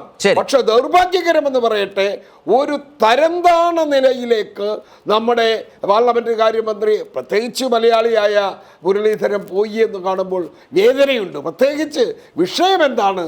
കാർഷിക രാജ്യമായ ഇന്ത്യയിലെ കർഷകരെ സംബന്ധിച്ചുള്ളൊരു പ്രശ്നത്തിൽ അതിൽ രാഷ്ട്രീയമില്ലാതെ വ്യത്യസ്ത രാഷ്ട്രീയ സംവിധാനം അത് എടുത്തു പറയേണ്ടതാണ്. നേരത്തെ ഇവിടെ ശരത്തെടുക്കൊന്ന് സൂചിപ്പിച്ച് ഈ ഭരണകക്ഷിയിൽ NDAയുടെ ഭാഗമായി നിൽക്കുന്ന വിവിധ ഘടക കക്ഷികൾ NDAയുടേത് വ്യത്യസ്തമായ അഭിപ്രായം DMK പോലെ TRSനെ പോലെ ശിരോമണി അകാലിദളിനെ പോലുള്ള രാഷ്ട്രീയ പ്രസ്ഥാനങ്ങൾ പോലും അവർക്ക് കാർഷിക രംഗത്തെ പ്രശ്നങ്ങളുടെ ഗൗരവമുള്ള ഒന്നായി ഇതിനെ കണ്ടു. അപ്പോൾ അങ്ങനെ നിൽക്കുമ്പോൾ എങ്ങനെയാണ് ഈ മുരളീധരനെ പോലുള്ള ഇത്തരം പാർലമെന്റ് കാര്യ വകുപ്പ് മന്ത്രി ഇങ്ങനെ പെരുമാറിയത് എന്നുള്ളത് ഒരിക്കലും ചിന്തിക്കാൻ പറ്റില്ല. ജനാധിപത്യത്തെ കശാപ്പ് ചെയ്യുക, അതനുസരിച്ച് ധിക്കാരപൂർവ്വം നടപടിയെടുക്കുക എന്ന നിലപാട് ഒരിക്കലും ഈ മന്ത്രിയിൽ നിന്നുണ്ടായത് ശരിയായി. ഞാൻ താങ്കളിലേക്ക് മടങ്ങി വരാം. ഡോക്ടർ രാംകുമാർ, ഇപ്പോൾ ശ്രീ എളമരം കരീം പറഞ്ഞതിലെ 2 വാചകങ്ങൾ അത് ഈ സമരത്തിൻ്റെ പശ്ചാത്തലത്തിൽ വളരെ പ്രസക്തമാണ്. വളരെ ലളിതമെന്ന് തോന്നാമെങ്കിലും ഇങ്ങനെ അലവൻസ് വാങ്ങിച്ച് ഒന്നും മിണ്ടാതെ തിരിച്ചു പോകാൻ, എതിർക്കാതെ പ്രതിഷേധിക്കാതെ മടങ്ങിപ്പോരണം എന്നാണ് ചിന്തിക്കുന്നതെങ്കിൽ അതിന് എന്നെ കിട്ടില്ല, ഞങ്ങളെ കിട്ടില്ല. ഒന്ന്. രണ്ടാമത്തെ കാര്യം, ഈ രാജ്യത്ത് നടക്കുന്ന വലിയ പ്രതിഷേധം, കർഷകരുടെ സമരം നടന്നുകൊണ്ടിരിക്കുന്നു. അതിൽ ആരൊക്കെ എവിടെയൊക്കെ നിൽക്കുന്നു എന്നറിയാൻ ഒരു വോട്ടെടുപ്പിലൂടെ ഞങ്ങൾക്ക് അവകാശമില്ലേ? കീഴ്വഴക്കങ്ങളും ചട്ടങ്ങളും അനുസരിച്ച് ഞാൻ ആവർത്തിച്ച് പറയുന്നു, രാജ്യസഭയിൽ ഒരംഗം ആവശ്യപ്പെട്ടാൽ പോലും വോട്ടെടുപ്പ് ഡിവിഷൻ അംഗീകരിച്ചേ പറ്റൂ. അത് വളരെ കൃത്യമായി വോട്ടെടുപ്പിൽ പരാജയപ്പെട്ടു പോകുമെന്ന് കണ്ടാൽ പോലും ഭരണകക്ഷി മറ്റു പലതരത്തിലേക്കും, മുമ്പ് നമ്മൾ ഒരുപാട് തവണ കണ്ട പോലെ ഈ കക്ഷികളെ കൂടെ നിർത്തി, മുന്നണിക്ക് പുറത്തുള്ളവരെ കൂടെ നിർത്തി മാനേജ് ചെയ്യുന്ന ഒരു രീതിയുണ്ട്. അതിൻ്റെ ഉദാഹരണങ്ങൾ നമ്മുടെ മുമ്പിലുണ്ട്. ഇതേ സർക്കാർ ചെയ്തുകൊണ്ടിരിക്കുന്ന രാജ്യസഭയിൽ. എന്നിരിക്കെ അതിന് പോലും വഴങ്ങാതെ ഈ പറഞ്ഞ ഡിവിഷൻ ആവശ്യപ്പെട്ടിട്ടും അത് നിരാകരിച്ചുകൊണ്ട്, ഒരിക്കലും ചെയർ അത് ചെയ്യാനേ സാധ്യമല്ല, ചെയർ അത് അംഗീകരിക്കേണ്ടതാണ് എന്ന് പ്രഗത്ഭരായ അനുഭവ പാരമ്പര്യമുള്ള പുറത്ത് മുൻ രാജ്യസഭാംഗങ്ങളും ഒക്കെ പറയുന്ന സാഹചര്യം നമ്മുടെ മുമ്പിലുണ്ട്. ഇപ്പോൾ ഹമീദ് അൻസാരി അധ്യക്ഷനായിരുന്ന കാലത്ത് ചർച്ച കൂടാതെ ഒരു ബില്ല് പോലും പാസ്സാക്കുമായിരുന്നില്ല എന്ന് ഇതേ തുടർന്ന് എഴുതി വായിക്കാനിടയായി ഈ വൈകുന്നേരം. അപ്പോൾ ഇത്തരമൊരു സാഹചര്യത്തിൽ എളമരം കരീം ആ രാജ്യസഭയിൽ നിന്നുണ്ടായ ഒരു അനുഭവം പറയുമ്പോൾ, ഇതുപോലൊരു ഗൗരവപ്പെട്ട വിഷയത്തിൽ പാർലമെന്റിൽ സംഭവിക്കുന്നതിനെക്കുറിച്ച്, അവിടെ ഉണ്ടാകുന്ന ചലനങ്ങളെക്കുറിച്ച് താങ്കളെപ്പോലെ ഒരാൾ വിലയിരുത്തുന്നത് എന്താണ് ഇതൊക്കെ കേൾക്കുമ്പോൾ? ശരത്, വളരെ സങ്കടകരമായിട്ടുള്ള ഒരു സാഹചര്യമാണ് നിലവിലുള്ളത്. ഇന്നലെ ഈ പാർലമെന്റ് നടപടികൾ വീക്ഷിച്ച ഒരാളെന്ന നിലയ്ക്ക് എനിക്ക് ഇന്നലെ ഒരുപാട് ദുരൂഹത ഈ വിഷയത്തിൽ തോന്നിയിരുന്നു. എന്തുകൊണ്ടാണ് ഈ സർക്കാർ ഇത്രമാത്രം ഒരു വോട്ടെടുപ്പിനെ ഭയക്കുന്നത് എന്നതിനെ കുറിച്ചൊരു ഒരു ദുരൂഹത ഇന്നലെ ഉണ്ടായിരുന്നു. പക്ഷെ കുറച്ചുകൂടി കഴിഞ്ഞപ്പോൾ അത് വ്യക്തമായി, ഇതിൽ ദുരൂഹതയൊന്നുമില്ല. വളരെ കൃത്യമായിട്ടുള്ള ഒരു തോൽവി നമ്പറുകളുടെ കാര്യത്തിൽ സർക്കാർ രാജ്യസഭയിൽ കണ്ടു. ആ തോൽവി ഭയന്നാണ് സെലക്ട് കമ്മിറ്റിക്ക് വിട്ടാലും ഈ എതിർപ്പ് തുടരും എന്ന ഒരു ആലോചനയുടെ അടിസ്ഥാനത്തിൽ, എന്നൊരു ചിന്തയുടെ അടിസ്ഥാനത്തിൽ ഇത് എങ്ങനെ പോയാലും, എന്ത് മുഷ്ടി ഉപയോഗിച്ചുകൊണ്ടായാലും ഇത് ഇന്ന് പാർലമെന്റിൽ പാസ്സാക്കിയേ മതിയാവൂ എന്ന ഒരു തീരുമാനത്തിലേക്ക് BJP എത്തുന്നത്. ഇതില് വളരെ കൃത്യമായിട്ടുള്ള ഒരു കോർപ്പറേറ്റ് ദാസ്യ മനോഭാവം ഈ സർക്കാരിന് കർഷകരുടെ വിഷയത്തിൽ ഉണ്ട് എന്നുള്ളത് പരിപൂർണമായിട്ടും വെളിവാക്കുന്നതാണ് ഈ നടപടി എന്നതാണ് ആദ്യത്തെ വിഷയം. രണ്ടാമത്തെ വിഷയം, ഞാൻ ഇന്നലെ ഈ ചർച്ചയിൽ ഞാൻ സൂചിപ്പിച്ചതാണ് അവസാന ഘട്ടത്തിൽ. അതായത് ഇവര് ഭാരതീയ കിസാൻ സംഘിനോട് പോലും ആലോചിച്ചിട്ടില്ല എന്നാണ് ഏറ്റവും പ്രധാനപ്പെട്ട ഒരു വിഷയം. ഭാരതീയ കിസാൻ സംഘിന്റെ ജനറൽ സെക്രട്ടറി ആയിട്ടുള്ള ബദ്രി നാരായൺ ചൗധരി ഇന്നലെ ഇന്ത്യ ടുഡേയിൽ പ്രസിദ്ധീകരിച്ച ഒരു അഭിമുഖത്തിൽ അദ്ദേഹം പറയുന്നത്, ഇത് MSP സംവിധാനത്തെ ദുർബലപ്പെടുത്താൻ ഇടയാക്കും. അതുപോലെ തന്നെ ഈ bill ease of doing business for കോർപ്പറേറ്റ്സിനാണ്, അല്ലാതെ ഈസ് ഓഫ് ലിവിങ് ഓഫ് ഫാർമേഴ്സിനെ മെച്ചപ്പെടുത്താനുള്ളതല്ല. ഒരു ഇന്ത്യ ഒരു വിപണി എന്നുള്ളത് ഇന്ത്യയിൽ കാർഷിക രംഗത്ത് നടക്കുന്ന ഒരു കാര്യമല്ല. ഇത് വലിയ കോർപ്പറേറ്റുകൾക്ക് വേണ്ടി മാത്രമുള്ള ഒരു നിയമമാണ്. അതുകൊണ്ട് ഇത് പിൻവലിക്കണം, അല്ലെങ്കിൽ ഇത് ഒരു സെലക്ട് കമ്മിറ്റിക്ക് വിടുന്ന രൂപത്തിലേക്ക് കാര്യങ്ങൾ എത്തിക്കണം എന്നുള്ളത് BKSന്റെ പ്രഖ്യാപിത നിലപാടാണ്. അവരെ പോലും ഇവര് ഗൗരവമായി കണ്ടിട്ടില്ല എന്നുള്ളതാണ് പ്രധാനപ്പെട്ട മറ്റൊരു സംഗതി. മൂന്നാമത്തെ പ്രധാനപ്പെട്ട ഒരു വിഷയം എന്ന് പറയുന്നത്, ഇന്ത്യയുടെ ഫെഡറൽ താല്പര്യങ്ങൾക്ക് പരിപൂർണമായിട്ടും ഘടകവിരുദ്ധമായി നിൽക്കുന്ന ഒരു നിയമനിർമ്മാണമാണ് ഇവിടെ നടന്നിട്ടുള്ളത്. കൺകറന്റ് ലിസ്റ്റിലെ എൻട്രി 33യുടെ ഒരു വളരെ വികൃതമായിട്ടുള്ള ഒരു ഉപയോഗം വഴിയാണ് ഇവിടെ ഈ നിയമനിർമ്മാണം പാർലമെന്റിൽ ബുൾഡോസ് ചെയ്യുന്ന രൂപത്തിൽ നടത്തിക്കൊണ്ടുവന്നിട്ടുള്ളത്. ഇന്ത്യ എമ്പാടുമുള്ള കർഷകർ ഇന്ന് പ്രതിഷേധത്തിലായിട്ടുള്ളതിന് പ്രത്യേക കാരണമുണ്ട്. അവരുടെ വാദങ്ങൾ ഈ സർക്കാർ കേട്ടിട്ടില്ല എന്ന ന്യായമായിട്ടുള്ള ഒരു പരാതി ഈ കർഷകർക്കുണ്ട്. അത്തരത്തിലുള്ള ഒരു പരാതിക്ക് അടിസ്ഥാനം എന്ന് പറയുന്നത്, ഈ പാർലമെന്റിൽ ചർച്ച നടക്കുന്നില്ല. രണ്ട്, ഈ ചർച്ചയ്ക്കൊപ്പം തന്നെ സെലക്ട് കമ്മിറ്റിയുടെ ദീർഘമായിട്ടുള്ള പരിശോധനയ്ക്കും വിടാവുന്നതാണ്. എത്ര സമയമെടുക്കും? 4 മാസം, 5 മാസത്തിൽ കൂടുതൽ ഈ സമയം എടുക്കില്ല. അത്രമാത്രം വെയിറ്റ് ചെയ്യാൻ പറ്റാത്ത എന്ത് അടിയന്തര സാഹചര്യമാണ് ഇന്ത്യയിലുള്ളത് ഈ ഒരു 2-3 ബില്ല് പാസ്സാക്കുന്നതിന് വേണ്ടിയിട്ട്? ഈ ബില്ല് പാസ്സാക്കിയാലും സ്വകാര്യ വിപണികൾ വരുവാനും സ്വകാര്യ രംഗത്ത് നിക്ഷേപങ്ങൾ വരുവാനും വന്നാൽ തന്നെ, വരില്ല എന്നാണ് എൻ്റെ അഭിപ്രായം, പക്ഷെ വന്നാൽ തന്നെ അത് 2-3 വർഷം കഴിഞ്ഞല്ലേ വരുള്ളൂ. അപ്പോൾ ഒരു 4-5 മാസം കൂടി ഒരു ചർച്ചയ്ക്ക് ഈ ബില്ലിനെ വിധേയമാക്കുന്നത് കൊണ്ട് എന്താണ് ഇത്ര വലിയ പ്രശ്നം? എന്തിനെയാണ് ഇവർ ഭയക്കുന്നത്? ഞാൻ മനസ്സിലാക്കുന്നത് കർഷകരുടെ രോഷത്തെയും പരിപൂർണമായിട്ടുള്ള ഒരു പരാജയത്തെയുമാണ് ഇവർ ഭയക്കുന്നത്. അതുകൊണ്ടാണ് പരിപൂർണമായിട്ടുള്ള ഒരു അതോറിറ്റേറിയൻ രൂപത്തിൽ ഈ ബില്ല് ഇന്നലെ ഈ രൂപത്തിൽ പാസ്സാക്കുന്ന രൂപത്തിൽ പാർലമെന്റ് ചെന്ന് എത്തിയത് എന്ന് ഉള്ളതാണ് എൻ്റെ ഒരു വിശ്വാസം. ഞാൻ താങ്കളിലേക്ക് മടങ്ങി വരാം. ശ്രീ ശിവശങ്കർ, ഇതിൽ രാഷ്ട്രീയമായി ഇതിപ്പോൾ സഭാ നടപടികളുടെ ചട്ടവും കീഴ്വഴക്കവും ഒക്കെ മാറ്റിവെച്ചാൽ പോലും തെളിയുന്നത് BJPയുടെ രാഷ്ട്രീയമാണ്. അതിൽ തെളിയുന്നത് ഇത് ചർച്ചകളൊന്നും വേണ്ടതില്ല, ഇത് അടിയന്തരമായി നടപ്പാക്കണം, ചർച്ചയിലേക്ക് പോയാൽ ഭേദഗതികൾ വരുന്ന സാഹചര്യമുണ്ട്, അത് പരിശോധിക്കണം, സെലക്ട് കമ്മിറ്റിയുടെ പരിഗണന വരും. ഇപ്പോൾ നേരത്തെ ശ്രീ ഡോക്ടർ രാംകുമാർ പറഞ്ഞത് കേട്ടില്ലേ, ഭാരതീയ കിസാൻ സംഘ് നിങ്ങളുടെ തന്നെ കർഷക സംഘടനയാണ്, അതിൻ്റെ അഖിലേന്ത്യാ അധ്യക്ഷൻ തന്നെ ഉന്നയിച്ച വിമർശനം നിൽക്കും, അവരോട് പോലും ആലോചിക്കുന്നില്ല. ലോജിക്കലായ ചില ചോദ്യങ്ങളുണ്ട്. 2-3 മാസം നീട്ടിവെച്ചാൽ പോലും, സെലക്ട് കമ്മിറ്റി പരിശോധിച്ചാൽ പോലും ഇതുപോലൊരു ക്രൂഷ്യൽ ബില്ലിന് എന്ത് സംഭവിക്കും? ഗുണപരമാണെങ്കിൽ ആ നടപടികളിലൂടെയല്ലേ പോവേണ്ടത്? ചട്ടവും കീഴ്വഴക്കങ്ങളും ലംഘിച്ചുകൊണ്ട് എന്തിനാണ് സർക്കാർ ഇതുപോലൊരു സുപ്രധാന ബില്ലിൽ തന്നിഷ്ടപ്രകാരം മുന്നോട്ട് പോകുന്നത്? I think I will start from the beginning. അതിൻ്റെ ഒരു തുടക്കത്തിൽ, ചർച്ചയുടെ ആദ്യത്തെ തുടക്കം, ഇദ്ദേഹത്തിൻ്റെ ഉത്തരം ഞാൻ അവസാനം പറയാം. ഒന്ന്, രാജ്യത്ത് ഓർഡിനൻസ് അല്ലെങ്കിൽ ഇത്തരത്തിലുള്ള സംഭവങ്ങൾ ആദ്യമായിട്ടല്ല എന്ന് ഞാൻ വിശ്വസിക്കുന്നു. പിന്നെ ശ്രീ കോൺഗ്രസിൻ്റെ നേതാവ് അദ്ദേഹം പറയുമ്പോൾ 28 സെപ്റ്റംബർ 2013 അദ്ദേഹം ഒന്ന് ആലോചിക്കേണ്ടതാണ്. അതേ 2013 മൻമോഹൻ സിംഗിൻ്റെ ഒരു ഓർഡിനൻസ് സ്വന്തം പാർട്ടി വൈസ് പ്രസിഡൻ്റായിരുന്ന രാഹുൽ ഗാന്ധി എന്തിനാണ് കീറിക്കളഞ്ഞത്, എന്തായിരുന്നു ആ ബില്ലിൻ്റെയും ഓർഡിനൻസിൻ്റെയും കാര്യം എന്ന് അദ്ദേഹം ആലോചിക്കേണ്ടതാണ്. അപ്പോൾ എത്രത്തോളം അദ്ദേഹത്തിൻ്റെ ഭാഷയിൽ പറഞ്ഞാൽ കർക്കശമായി നിയമനിർമ്മാണം നടപ്പിലാക്കുകയും ജനാധിപത്യ ബോധം നടപ്പിലാക്കുകയും ചെയ്യണം എന്ന് വാദിക്കുന്ന ആളാണ്. അദ്ദേഹത്തെക്കുറിച്ച് ഞാൻ പറയുന്നതേ ഉള്ളൂ. അപ്പോൾ ഇത്തരത്തിൽ ഞാൻ പക്ഷേ അതുകൊണ്ട് കോൺഗ്രസ്സുകാർ ചെയ്തുകൊണ്ട് BJP ചെയ്യണമെന്ന് ഞാൻ പറയുന്നില്ല. നമുക്ക് ജനാധിപത്യത്തിൽ ഭൂരിപക്ഷത്തിൻ്റെ അഭിപ്രായമാണ് വിധി കർത്തവ്യമായിട്ടുള്ളത്, അതാണ് നമ്മൾ പിന്തുടരേണ്ടതും.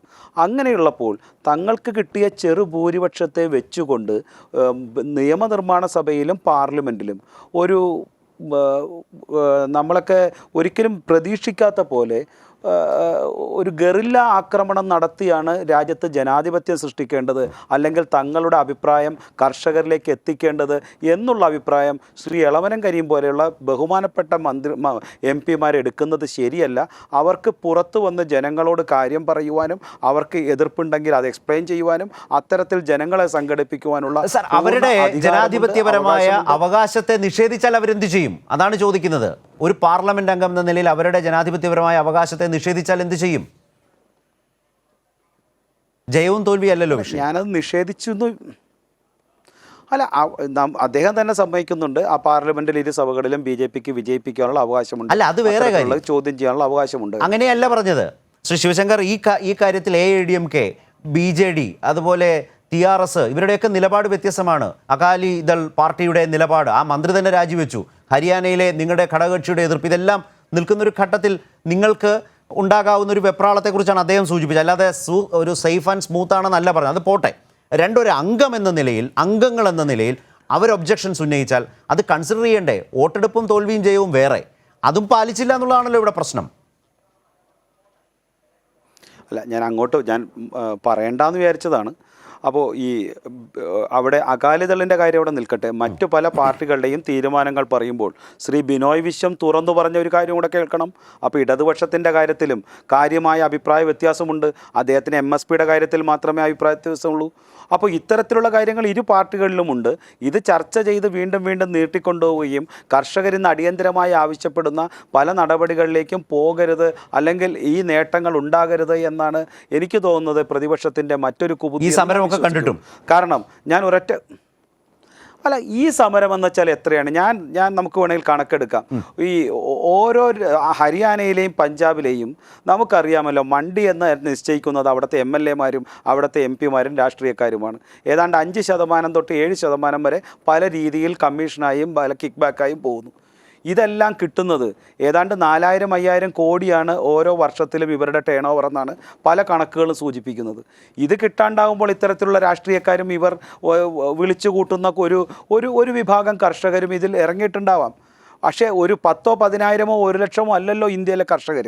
നിങ്ങളൊന്ന് ആലോചിച്ച് നോക്കൂ, കഴിഞ്ഞ വർഷം തന്നെ 1,30,000 കോടി രൂപയാണ് MSP ആയിട്ട് കേന്ദ്ര സർക്കാർ ഗോതമ്പ് കർഷകർക്ക് മാത്രം നൽകിയത്. ഇത്തരം MSP കൃത്യമായി നൽകുന്ന ഒരു കേന്ദ്ര സർക്കാരിനെ നിയന്ത്രണമില്ലാതെ സംശയിക്കുന്ന ഒരു പ്രതിപക്ഷത്തെക്കുറിച്ച് നമ്മൾ എന്ത് പറയാനാണ്? കർഷകർക്ക് യാതൊരു പ്രശ്നവുമില്ല. ഞാനത് ചർച്ചയ്ക്ക് വേണ്ടി മറ്റുള്ളവരുടെ മുമ്പിലേക്ക് ഇടുന്നു. ശ്രീ ശിവശങ്കർ, ഒറ്റ പോയിന്റിൽ കൂടി ഇനി ആ പ്രതിപക്ഷത്തെ വിടൂ. നേരത്തെ ശ്രീ ഡോക്ടർ രാംകുമാർ പറഞ്ഞല്ലോ, ഭാരതീയ കിസാൻ സംഘിന് പോലും ബോധ്യപ്പെടുന്നില്ലല്ലോ, അവരും ഇതിനെതിരാണ്. അതാണ് എനിക്ക് മനസ്സിലാവാത്തത്. അല്ല, ഞാൻ എൻ്റെ ദൗർഭാഗ്യവശാലോ എൻ്റെ കുഴപ്പം കൊണ്ടോ ഞാൻ ആ പ്രസ്താവന കണ്ടില്ല. പക്ഷേ അങ്ങനെയാണെങ്കിൽ തന്നെ ഞാനൊന്ന് ആലോചിച്ചോട്ടെ, 2010 മുതൽ അകാലിദളും BJPയും ഉണ്ടാക്കിയ സംയുക്ത മുന്നണിയിൽ ഈ കാര്യങ്ങൾ ഞങ്ങൾ ആവശ്യപ്പെട്ടതാണ്. 2014-ലെയും 2019-ലെയും ഞങ്ങളുടെ മാനിഫെസ്റ്റോയിൽ ഈ കാര്യം പറഞ്ഞിട്ടുണ്ട്. ഈ സമയം ഒന്നും ഇതറിയാത്ത ഞങ്ങളുടെ കിസാൻ സംഘിൻ്റെ പ്രസിഡന്റ് അദ്ദേഹം രാജിവെക്കുകയാണ് ഉത്തമം, അല്ലാണ്ട് ഇത് മനസ്സിലാവാഞ്ഞിട്ടല്ലല്ലോ. ഞങ്ങൾ കൃത്യമായി ഈ കാര്യങ്ങൾ പറഞ്ഞിട്ടുണ്ട്. അത് ഒരു ഫാർമറിൻ്റെ ഡബിളിംഗ് ഇൻകം ഓഫ് ഫാമേഴ്സ്, ഇതിലും കൃത്യമായി ഞങ്ങൾ പറഞ്ഞിട്ടുണ്ട്. ഇത് ഞങ്ങൾ ഒരു സുപ്രഭാതത്തിലെടുത്ത് പ്രയോഗിച്ചതല്ല. മാത്രവുമല്ല, ഇത് കോൺഗ്രസും വർഷങ്ങളായി പറയുന്ന കാര്യമാണ്. അപ്പോൾ ഇതുകൊണ്ടൊന്നും ഒരു സുപ്രഭാതത്തിൽ BJP സർക്കാരോ അല്ലെങ്കിൽ നരേന്ദ്രമോദിയോ ആ കർഷകരെ മുഴുവൻ ദ്രോഹിച്ച് കളയാം, അല്ലെങ്കിൽ ഇവിടുത്തെ കോർപ്പറേറ്റുകൾക്ക് ഇത് മുഴുവൻ നൽകാം എന്ന് വിചാരിച്ചൊന്നുമല്ല. വർഷങ്ങളായി ഇവിടുത്തെ അകാലിദളുമായി പോലും ഞങ്ങൾ ചർച്ച ചെയ്തുകൊണ്ട് ആ കമ്മിറ്റിയുടെ പ്രസിഡന്റ് അന്ന് നരേന്ദ്രമോദിയായിരുന്നു 2011 തൊട്ട്. അപ്പോൾ ഇത്തരത്തിൽ നീണ്ട ചർച്ചകൾ നടത്തി, ഞങ്ങൾ സംഘപരിവാറിൽ ചർച്ച നടത്തി, ഇതെല്ലാം സ്മൂത്തായി ചെയ്തുകൊണ്ടാണ് കാര്യങ്ങൾ ചെയ്തിട്ടുള്ളത്. അതുകൊണ്ട് ഇതൊരു ജനാധിപത്യ വിരുദ്ധമാണ്, ഞങ്ങളൊരു സുപ്രഭാതത്തിൽ കൊണ്ടുവന്നാണെന്നും ആരും പറഞ്ഞാൽ വിശ്വസിക്കില്ല. ഏതെങ്കിലും വ്യക്തികളുടെ അഭിപ്രായം അതാണെങ്കിൽ നിർഭാഗ്യമെന്നേ പറയാനുള്ളൂ. തീർച്ചയായും താങ്കൾ അത് പറയുമ്പോൾ തന്നെ ഈ സംഘപരിവാറിലെ വളരെ വിപുലമായ ചർച്ചകളൊക്കെ നടന്നു എന്ന് പറയുമ്പോഴും വളരെ സ്പെസിഫിക് ആയി കഴിഞ്ഞ ചർച്ചയിലും ഡോക്ടർ രാംകുമാർ ഈ വിഷയം ഉന്നയിച്ചു. ഭാരതീയ കിസാൻ സംഘിന് നിങ്ങളുടെ കർഷക സംഘടനയ്ക്ക് പോലും ബോധ്യപ്പെടാത്ത നിലയിലൊരു തീരുമാനമാണോ എന്നൊരു ചോദ്യം. കർഷക സംഘടനകളുടെ സമരം ഒരു ഭാഗത്ത്, രാഷ്ട്രീയ ഭാരതീയ കിസാൻ എന്തെങ്കിലും പറയാനുണ്ടെങ്കിൽ ഒരു വാചകത്തിൽ മറ്റുള്ളവരിലേക്ക് പോകും മുമ്പ് ശ്രീ ശിവശങ്കർ. ഞാൻ വരാം. ശ്രീ എളമരം കരീം, അദ്ദേഹം പറഞ്ഞത് ഇതാണ്. അദ്ദേഹം പറഞ്ഞത് ഈ പറഞ്ഞ സമരങ്ങൾ അത് ശുഷ്കമായ സമരങ്ങളാണ്. ഇപ്പോൾ ഡൽഹിയിൽ നിന്ന് സംസാരിക്കുന്ന താങ്കൾക്ക് ഈ സമരങ്ങളെക്കുറിച്ചൊരു ഫീഡ്ബാക്ക് ഉണ്ടാകുമല്ലോ. അത് ശ്രീ ശിവശങ്കർ പറഞ്ഞതുപോലെയാണോ?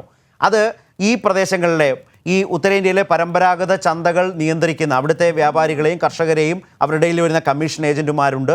അത് വളരെ പോസിറ്റീവായ ഒരു പ്രോസസ്സാണ് എന്നാണ് കഴിഞ്ഞ ചർച്ചകളിൽ ഇവിടെ തന്നെ. ഞാൻ അതിൻ്റെ വിശദാംശത്തിലേക്കൊന്നും പോകുന്നില്ല. ഇപ്പോൾ ഈ ഗ്രാമീണ വായ്പകളൊക്കെ കർഷകർക്കും വ്യാപാരികൾക്കും കിട്ടാതെ വരുമ്പോൾ അത് കൈവായ്പയായി കൊടുക്കുന്നു. അത് വലിയ നിരക്കല്ലാതെ വാർത്തകളും റിപ്പോർട്ടുകളും ഒക്കെ ആ നിലയിൽ വന്നതാണ്. അത് പിന്നീട് അവർക്ക് നാമമാത്രമായ പലിശയോടുകൂടി തന്നെ വിളവെടുപ്പിന് ശേഷം വിൽപ്പനയ്ക്ക് ശേഷം തിരികെ കൊടുക്കുന്നു. ആ നിലയിലുള്ള കമ്മീഷൻ ഏജന്റുമാരൊക്കെ അടങ്ങുന്ന വിപുലമായ ഒരു സംവിധാനമാണ് ഈ പരമ്പരാഗത ചന്തകൾ പതിറ്റാണ്ടുകളായി. അതെല്ലാം തകരുകയും അങ്ങനെ ഒരു വിപണി സമ്പ്രദായം വേണ്ട, എവിടെയും വിപണി തുറക്കാം, അവിടേക്ക് കോർപ്പറേറ്റ് റീറ്റെയിലുകൾ വരുന്നു. ഇതാണ് ഈ ചെറുകിട കർഷകരൊക്കെ എതിർക്കുന്നതിന് അടിസ്ഥാനപരമായ കാരണം. കേരളത്തിൽ നിന്ന് ഭിന്നമായൊരു സാഹചര്യമാണ്. പക്ഷേ അവിടെ ഈ സമരം വളരെ ദുർബലമാണ്, നാമമാത്രമായ സമരം മാത്രമേ ഉള്ളൂ, അതത്ര കാര്യമായി എടുക്കേണ്ടതില്ല എന്നാണ് BJPയുടെ ഒരു ഫീല്. അത് ശരിയാണോ? അങ്ങനെ അണ്ടർസ്റ്റിമേറ്റ് ചെയ്യാൻ പാടില്ല. പഞ്ചാബിലും ഹരിയാനയിലും വലിയ തോതിൽ കർഷകർ സമരരംഗത്താണ്. ആ സമരത്തിന്റെ ആഘാതമാണ് അകാലിദളിനെ മാറ്റിച്ചിട്ടിപ്പിച്ചത്. തെരഞ്ഞെടുപ്പ് പ്രഖ്യാപനത്തിൽ ഈ മുദ്രാവാക്യം വെക്കുമ്പോഴുള്ള അവസ്ഥയല്ല ഇന്നുള്ളത്. ഓർഡിനൻസിന് ശേഷം വളരെ സങ്കീർണമായൊരു ഭാവിയെ മുന്നിൽ കാണുമ്പോൾ അവർ പ്രക്ഷോഭ രംഗത്തിറങ്ങിയല്ലാതെ അവർക്ക് നിവൃത്തിയില്ല. അതുപോലെ തന്നെയാണ് ഹരിയാനയിലെ ഭരണകക്ഷിയായ ചൗത്താലയുടെ പാർട്ടി ഈ സമരത്തിന്റെ കൂടെ നിൽക്കുമ്പോൾ ഹരിയാന ഗവൺമെന്റാണ് ഒലഞ്ഞുകൊണ്ടിരിക്കുന്നത്. അത് 5ഉം 10ഉം 1000 കർഷകരൊന്നുമല്ല, ലക്ഷക്കണക്കിന് കർഷകരാണ് രംഗത്തുള്ളത്. APMC അഗ്രികൾച്ചറൽ പ്രൊഡ്യൂസ് മാർക്കറ്റ് സെന്ററുകൾ എന്ന് പറയുന്ന ഈ പ്രാദേശിക വിപണന കേന്ദ്രങ്ങൾ കൃഷിക്കാർക്ക് വളരെ പരിചിതമാണ്. അവർക്കതിൽ വിശ്വാസമുണ്ട്. അത് ഇടനിലക്കാരാണ് എന്ന് പറഞ്ഞ് തള്ളിക്കളയാൻ പറ്റില്ല. ആ ഇടനിലക്കാർക്ക് എന്തെങ്കിലും കമ്മീഷൻ വാങ്ങാൻ വേണ്ടിയല്ല ഈ സമരം. ഇതിന് പകരം വരാൻ പോകുന്ന പുതിയ കച്ചവടക്കാർ ആരാണ്? വലിയ ട്രേഡേഴ്സ് വരാൻ പോകുന്നത്, ബഹുരാഷ്ട്ര കമ്പനികൾ. അവർ ആദ്യത്തെ 1 വർഷമോ മറ്റോ സാമാന്യം നല്ലൊരു വില കൊടുത്ത് ഏതെങ്കിലും കൃഷിക്കാരൻ ഈ നെല്ലോ അല്ലെങ്കിൽ ഗോതമ്പോ വാങ്ങുകയും പിന്നീട് അങ്ങോട്ട് അതെ. വിളയും വിലയും ഇവർ തന്നെ നിശ്ചയിക്കുന്ന രീതിയിലേക്ക് കുത്തകവൽക്കരണം നടന്നാൽ കർഷകന്റെ അവസ്ഥ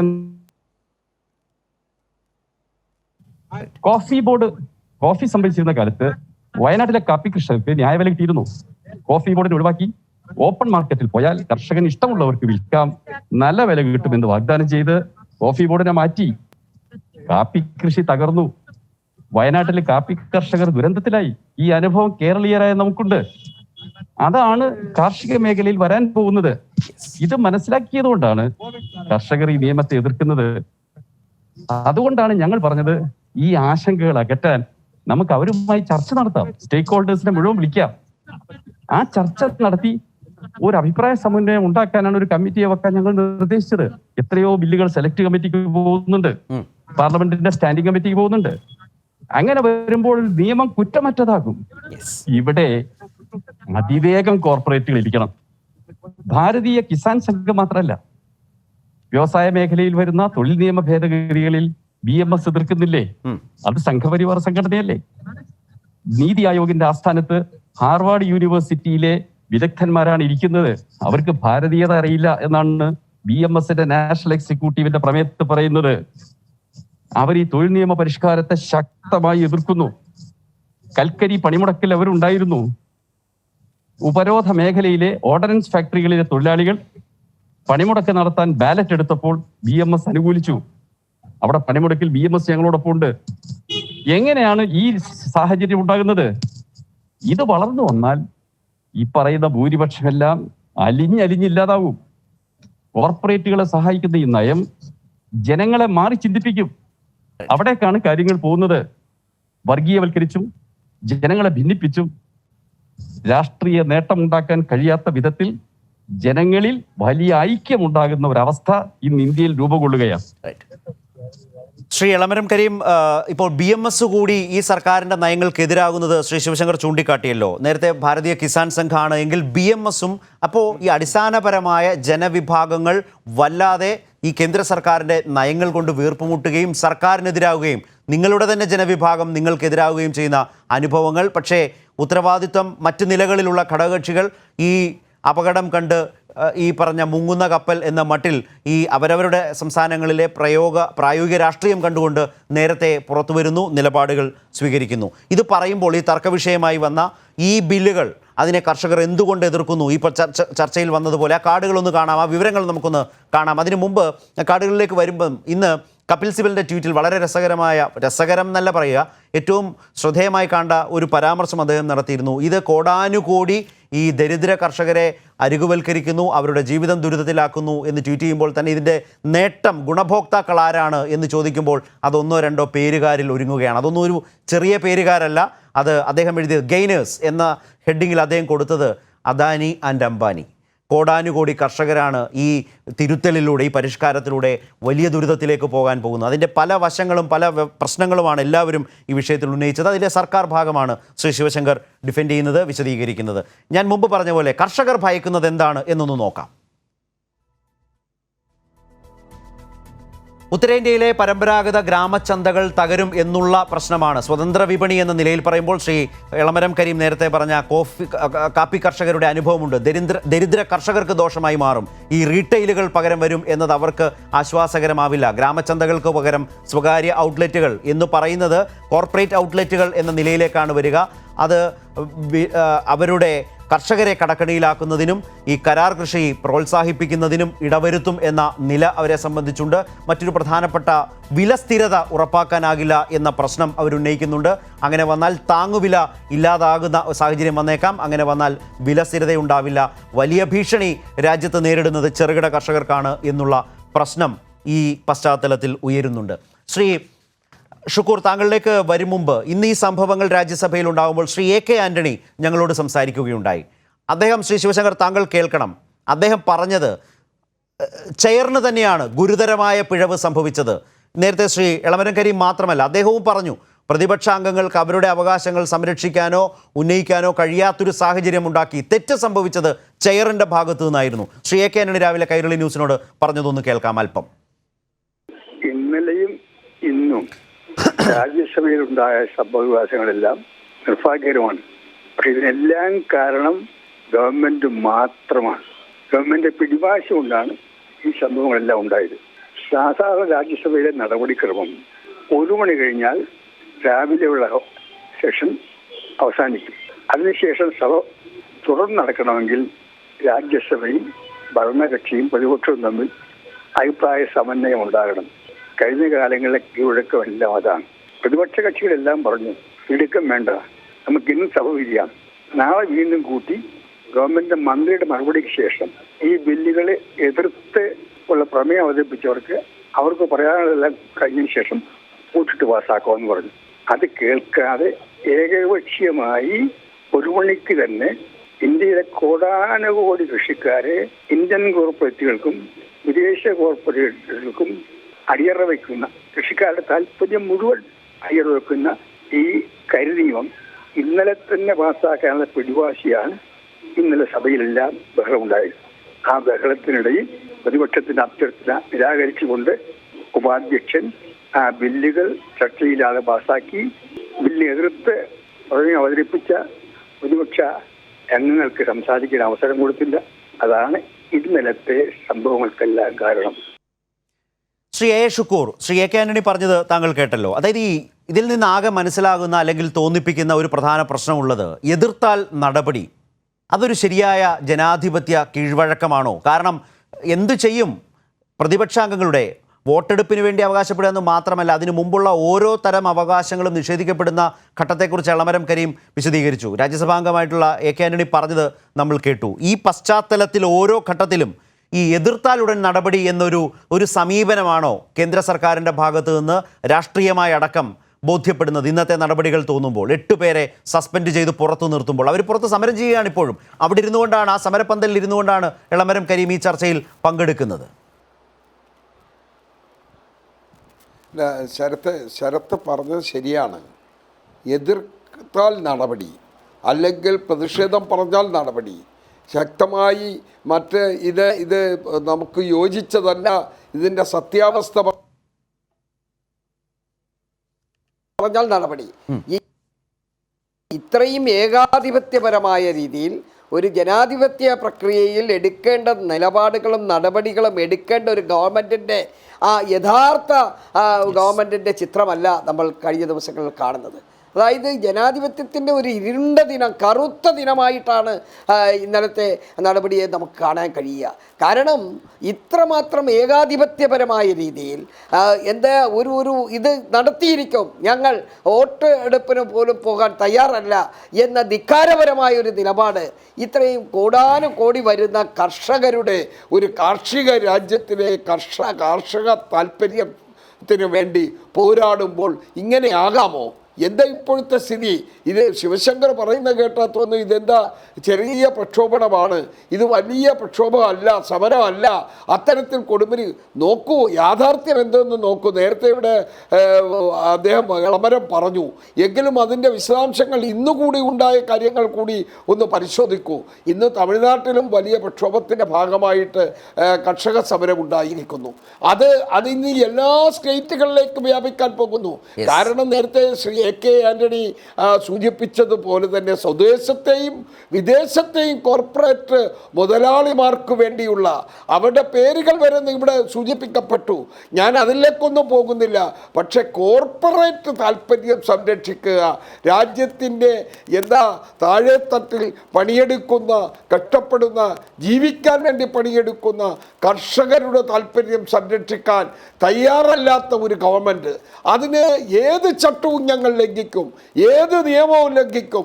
നിയമനിർമ്മാണത്തിലേക്ക് പോകാൻ പറ്റില്ല, അതിന് വിരുദ്ധമായി എന്ത് നടപടിയും സ്വീകരിക്കും എന്ന തരത്തിലേക്ക് പോകുന്ന ഒരു ഗവൺമെൻറ്.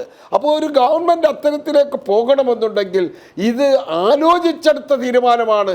ഇങ്ങനെ തന്നെയാകട്ടെ. രാജ്യസഭയിൽ പരാജയപ്പെട്ടു പോയാൽ വീണ്ടും ചർച്ചയും പ്രശ്നങ്ങളുമാകും.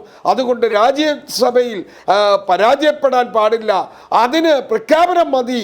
അതിന് ഡിവിഷൻ വേണ്ട, വോട്ടെടുപ്പ് വേണ്ട, മറ്റ് റൂൾസ് ഓഫ് പ്രൊസീജിയർ പാലിക്കപ്പെടുകയേ വേണ്ട എന്ന തരത്തിലേക്ക് പോയ ആ ചട്ടലംഘനങ്ങൾ നമ്മൾ കാണുകയായിരുന്നു. എന്ന് മാത്രമാണോ? പ്രതിഷേധിക്കുന്നവരോട് സംസാരിക്കാനുള്ള ഒരു സമവായത്തിലേക്ക് പോകാനുള്ള ഒരു ഒരു ഒരു സ്വല്പമെങ്കിലും അത്തരത്തിലുള്ള ഒരു പോസിറ്റീവുമായ ഒരു ഘടകത്തെ കണ്ട് അങ്ങനെ പ്രവർത്തിക്കാൻ അവർക്ക് തോന്നിയില്ലല്ലോ. അതിന് പാർലമെന്റ് കാര്യ മന്ത്രിയും അല്ലെങ്കിൽ മറ്റ് മുതിർന്ന മന്ത്രിമാരും മുൻകൈയെടുക്കേണ്ടതായിരുന്നു. അതല്ല ഉണ്ടായത്. അപ്പോൾ അതല്ല, ഒരു താല്പര്യം ഞങ്ങളുടെ മനസ്സിലുണ്ട്, അത് നടപ്പിലാക്കിയിരിക്കും. അവിടെ ജനാധിപത്യ പ്രക്രിയ അതിൻ്റെ അടിസ്ഥാനത്തിൽ പോകില്ല. ജനാധിപത്യം കശാപ്പ് ചെയ്യപ്പെടുക തന്നെ ചെയ്യും. എന്തു പറഞ്ഞാലും അതാണ് ഇവിടെ ഉണ്ടായിരിക്കുന്നത്. ആരെന്ത് പറഞ്ഞാലും. ശരി, ശ്രീ ഡോക്ടർ രാംകുമാർ, നേരത്തെ ശ്രീ ശിവശങ്കർ പറഞ്ഞതിൽ ഒരു പ്രധാനപ്പെട്ട കാര്യം തറവിലയുടെ കാര്യത്തിൽ, അതൊക്കെ തെറ്റിദ്ധരിപ്പിക്കുന്ന, ആശങ്കപ്പെടുത്തുന്നതാണ്. ഒരു തരത്തിലും തറവില ഇല്ലാതാക്കില്ല. കഴിഞ്ഞ ചർച്ചയിൽ പങ്കെടുത്ത BJP നേതാവും ഏറ്റവും അവസാനം വരെയും വാദിച്ചത് അതാണ്. ഇപ്പോഴും സർക്കാരും പറയുന്നതാണ് കർഷക സൗഹൃദപരമാണ് ഈ പരിഷ്കാരങ്ങൾ. 2003 ആക്റ്റിൽ വരുത്തുന്ന ഈ ഭേദഗതികൾ അത് കർഷക സൗഹൃദപരമാണ്. സ്വതന്ത്രമായ വിപണി രൂപപ്പെടും. അത് കൂടുതൽ വിൽപ്പന സ്വാതന്ത്ര്യം കച്ചവടക്കാരന്, കൃഷിക്കാരനുണ്ടാകും. അതേതെങ്കിലും ചന്തകളിൽ മാത്രം ഒതുങ്ങുന്നതല്ല എന്ന നിലയിൽ അത് കേരളത്തെ കൂടി ഉദാഹരിച്ചുകൊണ്ട് എന്തെങ്കിലും കുഴപ്പമുണ്ടോ എന്ന് ചോദിക്കുന്ന ഘട്ടം. കഴിഞ്ഞ ചർച്ചയിൽ താങ്കൾ അതിന് പറഞ്ഞു, നാണ്യവിളകളെ സംബന്ധിച്ച് നമ്മൾക്കെല്ലാം ഈ സെപ്പറേറ്റ് ബോർഡുകൾ ഉള്ളത്, അതിൻ്റെ ഓപ്ഷനുകൾ ഇവിടെ ഉള്ളത്, അതാണ് അതിനെയൊക്കെ നിലനിർത്തുന്നതെന്നൊക്കെ താങ്കളൊന്ന് പറഞ്ഞല്ലോ. ഇവിടെ കോഫി ബോർഡിൻ്റെയും കാപ്പി കർഷകരുടെയും ഉദാഹരണം എളമരം കരീം ഉദാഹരിച്ചത് വളരെ പ്രസക്തമാണോ? ഈ മാറ്റങ്ങൾ വന്നാൽ ഇന്ത്യൻ കർഷകന് അടിസ്ഥാനപരമായി സംഭവിക്കാവുന്ന പ്രശ്നങ്ങൾ എന്താണ്? ഒരു വിഷയം ഞാൻ ആദ്യമായിട്ട് തന്നെ പറയാം. സർക്കാരിന്റെ ആ വാദമനുസരിച്ച് ഈ ബില്ലിൽ MSP യെ കുറിച്ച് ഒന്നും, തറവിലയെ കുറിച്ച് ഒന്നും പറയുന്നില്ല. അതുകൊണ്ട് തറവിലയും തമ്മിൽ യാതൊരു ബന്ധവുമില്ല എന്ന അർത്ഥത്തിലാണ് ഇന്ന് നരേന്ദ്രമോദിയുടെ പ്രസംഗമടക്കം ഞാൻ ശ്രദ്ധിച്ചിരുന്നു. ഇതാണ് അവർ പറയുന്ന ഒരു വിഷയം. ഇത് ശരിയല്ല. കാരണം ഈ MSP എന്ന് പറയുന്നത്, MSPയും മണ്ടികളും APMC മണ്ടികളും തമ്മിൽ ഒരു ബന്ധമുള്ളത് എന്താണെന്ന് വെച്ച് കഴിഞ്ഞാൽ, ഈ മണ്ടികളിൽ പോയി വിറ്റ് കഴിഞ്ഞാൽ MSP ലഭിക്കണമെന്നില്ല. MSP ലഭിക്കണമെങ്കിൽ നിങ്ങൾ ഒഫീഷ്യൽ ആയിട്ടുള്ള പ്രൊക്യൂർമെന്റ് സെന്ററിൽ കൊടുത്താലേ MSP പൂർണ്ണമായിട്ട് നിങ്ങൾക്ക് കിട്ടുകയുള്ളൂ, കർഷകർ കിട്ടുകയുള്ളൂ. അതിൽ നിന്ന് അല്പം താണ വിലയാണ്. കാരണം വ്യാപാരിയുടെ മാർജിനും ഒക്കെ എടുത്തതിന് ശേഷമുള്ള ചെറിയൊരു വിലയാണ് കർഷകന് ലഭിക്കുന്നത്. പക്ഷേ MSP വഹിക്കുന്ന പ്രധാനപ്പെട്ട ഒരു കർത്തവ്യം എന്താണെന്ന് വെച്ച് കഴിഞ്ഞാൽ, ഈ പൊതുവിൽ വിപണി വിലയ്ക്ക് ഒരു തറയായി, ഒരു ഫ്ലോറായി കർഷകന് ആ തറവിലയ്ക്ക് താഴെ പോയി കഴിഞ്ഞാൽ എപ്പോഴും സർക്കാരിന് അടുത്ത് പോയി ആ സാധനം വിൽക്കാം എന്ന ഒരു പ്രൊട്ടക്ഷൻ ഉണ്ട്, വിലയിലൊരു പ്രൊട്ടക്ഷൻ ഉണ്ടായിട്ടുണ്ട്. ആ പ്രൊട്ടക്ഷന്റെ ഒരു ദുർബലപ്പെടൽ ഈ ബില്ലിന്റെ ഭാഗമായിട്ട്, ഈ ആക്ടിന്റെ ഭാഗമായിട്ട് ഉണ്ടാവും എന്നുള്ളതാണ് ഒരു വിഷയം. ഈ MSPയുടെ കാര്യം ഇതിൽ എക്സ്പ്ലിസിറ്റ് ആയിട്ട് പറയണം എന്നില്ല. മറിച്ച് യാഥാർത്ഥ്യത്തിൽ ഓൺ ദ ഗ്രൗണ്ട് നമ്മൾ എടുത്തു നോക്കിക്കഴിഞ്ഞാൽ വിവിധ സ്വകാര്യ കമ്പനികളും കോർപ്പറേറ്റ് കമ്പനികളും വന്ന് സാധനങ്ങൾ വാങ്ങുന്ന സ്ഥിതി ഉണ്ടാകുമ്പോൾ APMCയും അതുപോലെ തന്നെ MSPയും ഓട്ടോമാറ്റിക് ആയിട്ട് തന്നെ ദുർബലപ്പെട്ടുകൊള്ളും, ഒരു ഇറലവന്റ് ആയിട്ട് മാറും എന്നുള്ളതാണ് ഇതിന്റെ ഏറ്റവും പ്രധാനം. പക്ഷേ അവരുടെ വാദമുണ്ടല്ലോ, അവരുടെ വാദം താങ്കൾ കേട്ടില്ലേ? നേരത്തെ ശിവശങ്കർ പറഞ്ഞ പോലെ ഗോതമ്പ് കർഷകർക്ക് കൊടുത്ത തറവിലയുടെ, MSPയുടെ തറവില സഹായങ്ങളുടെ കണക്കുകൾ ഉദാഹരിച്ചുകൊണ്ടല്ലേ പറയുന്നത്? അതാണ് രണ്ടാമത്തെ പ്രധാനപ്പെട്ട വിഷയം. അതായത് ഈ MSP എന്ന സങ്കല്പത്തിൽ ഈ സർക്കാരിന് അങ്ങേയറ്റത്തെ വിശ്വാസക്കുറവുണ്ട് എന്നുള്ളതിന് ഏറ്റവും വലിയ തെളിവ് എന്താണെന്ന് പറഞ്ഞു കഴിഞ്ഞാൽ, ഈ നരേന്ദ്രമോദി സർക്കാർ അധികാരത്തിൽ വന്നതിന് ശേഷമാണ് കഴിഞ്ഞ 20-25 കൊല്ലത്തെ കണക്കെടുത്ത് നോക്കിക്കഴിഞ്ഞാൽ ഏറ്റവും സ്ലോ ആയിട്ടുള്ള രീതിയിൽ MSP വളർന്നിട്ടുള്ളത്. MSPയുടെ ഏറ്റവും സ്ലോ വളർച്ച ഉണ്ടായിട്ടുള്ളത് ഈ നരേന്ദ്രമോദി സർക്കാരിന്റെ കാലത്താണ്. അതിന് കാരണം എന്താ? അതിന് കാരണമായിട്ട് അവര് പബ്ലിക്കായിട്ട് തന്നെ പറഞ്ഞിട്ടുള്ള വിഷയം, ഇത് ഞാൻ പറയുന്ന ഒരു കോൺസ്പിറസി തിയറി അല്ല, പബ്ലിക്കായിട്ട് തന്നെ അവർ പറഞ്ഞിട്ടുള്ളത് MSP ഉയർത്തിയാൽ പണപ്പെരുപ്പം ഉണ്ടാവും, പണപ്പെരുപ്പം ഉണ്ടാവുന്നത് ഇക്കോണമിക്ക് നല്ലതല്ല, അതുകൊണ്ട് ഞങ്ങൾ MSP ഉയർത്തുന്നത് അതിനോട് പൂർണ്ണമായിട്ട് യോജിപ്പുള്ളവരല്ല എന്ന് പരസ്യമായിട്ട് തന്നെ അവരുടെ ധനകാര്യമന്ത്രിയായിട്ടുള്ള അരുൺ ജെയ്റ്റ്ലി അടക്കം മുൻപ് പറഞ്ഞിട്ടുണ്ട്. അപ്പൊ ഇതിലൊരു തർക്കത്തിന് വിഷയമില്ല. MSP എന്ന സങ്കല്പത്തിനോട് BJP സർക്കാരിന് പ്രത്യയശാസ്ത്രപരമായി തന്നെ യോജിപ്പ് കുറവാണ്. അതുകൊണ്ട് തന്നെയാണ് കർഷകന് കൂടുതൽ സംശയം ഉണ്ടാവുന്നത്. ഈ ബില്ല് ഇത്ര തിടുക്കത്തിൽ ഒരു വളരെ ദുരൂഹമായിട്ടുള്ള സാഹചര്യങ്ങളിൽ പാസ്സാക്കുമ്പോൾ ഇതിന് ഇതിന് പിന്നിലുള്ള ഒരു അൾട്ടീരിയർ മോട്ടീവ് എന്ന് പറയുന്നത് ഈ MSP എന്ന സംവിധാനത്തെ തന്നെ ദുർബലമാക്കി ഇല്ലാണ്ടാക്കുന്ന ഒരു സ്ഥിതിയിലേക്കാണോ കാര്യങ്ങൾ ചെല്ലുന്നത് എന്ന വളരെ ന്യായമായിട്ടുള്ള ഒരു സംശയം ഇന്ത്യയിലെ കർഷകന് ഇതിന്റെ ഭാഗമായിട്ടുണ്ടാവുന്നു. ഇതാണ് ഒരു പ്രധാനപ്പെട്ട വിഷയം. ഇത് അവർ ഒരു തരത്തിലും കാണുന്നില്ല. ഇന്ന് നരേന്ദ്രമോദി പറഞ്ഞ വേറൊരു സംഗതിയുണ്ട്. അതായത് ഈ ബില്ല് വന്നു കഴിഞ്ഞാൽ, ഈ ആക്ട് ആയി കഴിഞ്ഞാൽ ഇന്ത്യയിലെ കർഷകന് ഒരു മിഡിൽമാൻ, ഒരു ഇടനിലക്കാരനോടും ബന്ധം പുലർത്താതെ നേരിട്ട് എക്സ്പോർട്ട് മാർക്കറ്റിലേക്ക് കയറ്റുമതി ചെയ്യാം എന്ന രൂപത്തിലുള്ള ഒരു ആർഗ്യുമെന്റും അദ്ദേഹം ഇന്ന് പറയുകയുണ്ടായി. വളരെ തമാശയോടെയാണ് അത് കേട്ടിരിക്കാൻ സാധിച്ചത്. എന്താണ് കാരണം എന്ന് വെച്ച് കഴിഞ്ഞാൽ, ഇന്ത്യയിൽ ഇന്ന് ഇപ്പോൾ തന്നെ ഈ APMC മാർക്കറ്റുകൾക്കുള്ളിൽ ഒരു യൂണിഫൈഡ് ആയിട്ടുള്ള ലൈസൻസ് നിലവിൽ വന്നു കഴിഞ്ഞിട്ടുണ്ട്. അതായത് ഒരു APMC മാർക്കറ്റിൽ ലൈസൻസ് ഉള്ള ഒരു വ്യാപാരിക്ക് ഏത് APMC മാർക്കറ്റിലും വ്യാപാരം നടത്താം ഇന്ത്യയിൽ. 2, ഇതിനൊപ്പം തന്നെ ഈ APMC മാർക്കറ്റുകളെ ഈനാം പോലെയുള്ള ഈ ട്രേഡിംഗ് പ്ലാറ്റ്ഫോമുകളുമായിട്ട് ഇപ്പോൾ തന്നെ ബന്ധിപ്പിച്ച് കഴിഞ്ഞിട്ടുണ്ട്.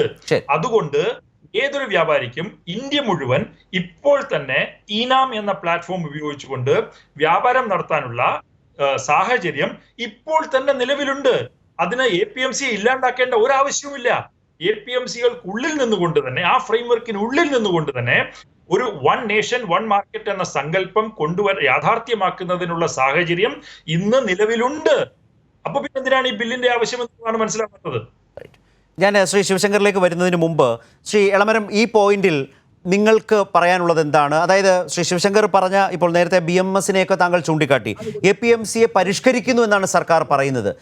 ഇതിൻ്റെ ഒരു യഥാർത്ഥ ഗുണഭോക്താക്കൾ എന്ന് പറയുന്നത് കർഷകർക്കപ്പുറം കോർപ്പറേറ്റുകളായി മാറും എന്നതൊരു പതിവ് വാദമാണോ? അതിനപ്പുറത്തേക്കുള്ള ബോധ്യങ്ങളും യാഥാർത്ഥ്യങ്ങളും ഈ വാദം ഉന്നയിക്കുന്ന പ്രതിപക്ഷ പാർട്ടികൾക്കും MP-മാർക്കും ഉണ്ടോ? തീർച്ചയായിട്ടും നമ്മുടെ കൃഷി രീതികളിൽ തന്നെ വലിയ മാറ്റങ്ങൾ സംഭവിക്കും. ഈ അഗ്രി ബിസിനസ് കോർപ്പറേഷനുകൾ കാർഷികാധിഷ്ഠിത വ്യവസായ സംരംഭങ്ങൾക്കുള്ള കാർഷിക ഉൽപ്പന്നങ്ങൾ ഉൽപാദനം നടത്തുക എന്ന് ലക്ഷ്യം വെച്ചുകൊണ്ട് കൃഷി രീതികളിൽ, പരമ്പരാഗത രീതികളിലൊക്കെ വലിയ മാറ്റങ്ങൾ വരുത്തും.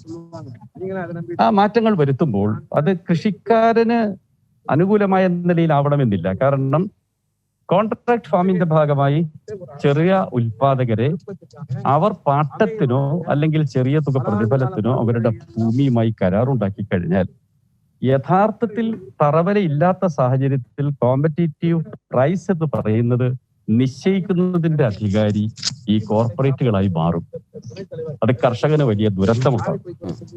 അത് മാത്രമല്ല, അഗ്രി ബിസിനസിന്റെ ഭാഗമായി പഴയ പെപ്സി പഞ്ചാബിലെ തക്കാളി കർഷകരോട് കാണിച്ച വഞ്ചന ഇന്നും പഞ്ചാബിലെ കൃഷിക്കാർ മറന്നിട്ടില്ല. നാളെയും അത് വരാം. കയറ്റുമതി എന്ന് പറയുന്ന പ്രശ്നത്തിന് ഈ അഗ്രി ബിസിനസ്സുകാർ ഗ്രേഡിംഗ് നടത്തിയാണ് ഉൽപ്പന്നങ്ങളുടെ വില നിശ്ചയിക്കുക എന്ന് നിയമത്തിൽ തന്നെ പറയുന്നുണ്ട്. അപ്പോൾ കർഷകർ കൊണ്ടുചെല്ലുന്ന ഉൽപ്പന്നങ്ങൾ ഏത് ഗ്രേഡിൽ വരുമെന്ന് തീരുമാനിക്കുന്നത് ഈ വാങ്ങുന്ന കോർപ്പറേറ്റുകളായിരിക്കും. അവർക്ക് സ്ഥിരമായ ബന്ധങ്ങളുള്ള മണ്ടികൾ അല്ലെങ്കിൽ APMC മാർക്കറ്റുകളിൽ നിന്ന് അവർക്ക് ലഭ്യമാകുന്ന വില പോലും കിട്ടുമെന്ന് ഉറപ്പിക്കാൻ സാധ്യമല്ല. വലിയ അദ്ദേഹം ഡൽഹിയിലെ സമരപ്പന്തലിൽ നിന്നാണ് നമ്മളുമായി സംസാരിച്ചുകൊണ്ടിരിക്കുന്നത്. അതിൻ്റെതായ ചില പ്രശ്നങ്ങളൊക്കെ ആ ദൃശ്യങ്ങളിലുണ്ട്, അദ്ദേഹത്തെ വ്യക്തമായി കാണാനാവുന്നില്ല. പക്ഷേ ഈ വിഷയം പ്രാധാന്യമുള്ളത് കൊണ്ട് തന്നെയാണ് അദ്ദേഹം സംസാരിക്കുന്നത് ഇതുവരെ വ്യക്തമായി കേൾക്കാനാവുന്നുണ്ടായിരുന്നു. അദ്ദേഹത്തിലേക്ക് മടങ്ങി വരാം. ഇവിടെ ശ്രീ ശിവശങ്കർ, ഇന്ത്യ അടിസ്ഥാനപരമായ ഒരു വലിയ കാർഷിക രാജ്യമാണ്. കോടാനുകോടി കർഷകരുണ്ട്. അവരുടെ ജീവിതത്തെ ബുദ്ധിമുട്ടിലാക്കുന്ന ഒന്ന് വന്നാൽ ഇത് നിസാരവൽക്കരിക്കുന്ന കർഷക സമരങ്ങൾ അത് ഗൗരവത്തിൽ 2017 മുതൽ ഈ സർക്കാർ കണ്ടു തുടങ്ങിയതാണ്. 2017 മുതൽ മധ്യപ്രദേശിലെ വെടിവെപ്പൊക്കെ ഓർമ്മയുണ്ടല്ലോ. 18, 19 ലോക്സഭാ തെരഞ്ഞെടുപ്പിന് മുമ്പ് വന്നിട്ടുള്ള വലിയ സമരത്തെ തുടർന്ന് അത്തരം കരാറുകളിൽ നിന്ന് പിൻവാങ്ങേണ്ട ഉത്തരവാദിത്വം അന്ന് കേന്ദ്ര സർക്കാരിന് വന്നിരുന്നു. മുംബൈയിലേക്കുള്ള ലോങ് മാർച്ച്. ഇന്നിപ്പോൾ വന്ന വാർത്തകളിലൊന്ന് ഡൽഹിയിലേക്ക് കർഷകർ, ഈ സമരക്കാരായിട്ടുള്ള കർഷകർ വരാതിരിക്കാൻ വേണ്ട നടപടികൾ ഡൽഹി അതിർത്തികളിൽ പോലീസ് ചെയ്യുന്നു എന്നുള്ളതാണ്. നമ്മളിപ്പോൾ ഇവിടെ കേരളത്തിൽ വന്നാൽ നെൽകർഷകർ അല്ലെങ്കിൽ റബ്ബർ കർഷക രംഗത്ത് വരുന്ന ഓരോ ചലനവും എതിർപ്പുകളും കാർഷിക മേഖലയുടെ എതിർപ്പുകൾ എല്ലാ മുന്നണികളും രാഷ്ട്രീയ പാർട്ടികളും വളരെ ഗൗരവത്തോടെ കാണും എന്ന് പറഞ്ഞ പോലെ ഇന്ത്യൻ കർഷക ഭൂരിപക്ഷത്തിൻ്റെ എതിർപ്പ് തുടർച്ചയായി ഏറ്റുവാങ്ങുന്ന ഒരു സർക്കാരായി, അതിൻ്റെ മുന്നണിയായി, അതിൻ്റെ പാർട്ടിയായി നിങ്ങൾ മാറുകയല്ലേ? ഇല്ല, ഞാൻ വിശ്വസിക്കുന്നില്ല. അങ്ങനെ ഒരു രാഷ്ട്രീയ പാർട്ടിക്കും, അത് കേരളത്തിലെയോ കേന്ദ്രത്തിലെയോ ഒരു രാഷ്ട്രീയ പാർട്ടിക്കും ഒരു കർഷക വിരുദ്ധ സർക്കാരായി നിന്നുകൊണ്ട് ഒന്നോ രണ്ടോ കോർപ്പറേറ്റ് കുത്തകളെ മാത്രം താലോലിച്ചുകൊണ്ട് ഒരു വിജയമുണ്ടാക്കാൻ പറ്റും എന്ന് സ്വബോധമുള്ള ഒരു രാഷ്ട്രീയ നേതാവോ ഭരണാധികാരിയോ വിശ്വസിക്കും എന്ന് ഞാൻ കരുതുന്നു. അതെ, അതിൻ്റെ വിശദീകരണങ്ങളാകെ ആകർഷകമാണ് ശ്രീ ശിവശങ്കർ. പക്ഷേ അതിൻ്റെ ഉള്ളടക്കത്തിലേക്ക് ചെല്ലുമ്പോൾ അപകടകരമാണ് ഭാവിയിൽ എന്നുള്ളതാണ് ഉന്നയിക്കുന്ന പ്രശ്നം. അപ്പോൾ നേരിട്ട് കർഷകന് തോന്നില്ല താങ്കൾ പറഞ്ഞതുപോലെ? നേരിട്ടെന്നല്ല, അതിൻ്റെ യഥാർത്ഥ അർത്ഥത്തിൽ പോലും നോക്കൂ, നമ്മളിവിടെ നിരന്തരം പറയുന്നത് APMCയെ നിലനിർത്തുവാനുള്ള നീണ്ട പരിശ്രമങ്ങളാണല്ലോ അത് എക്കണോമിസ്റ്റ് ആയാലും രാഷ്ട്രീയക്കാരായാലും BJPക്കെതിരെ പറഞ്ഞു വരുന്നത്. ഒരു ഉദാഹരണം തന്നെ എടുക്കൂ.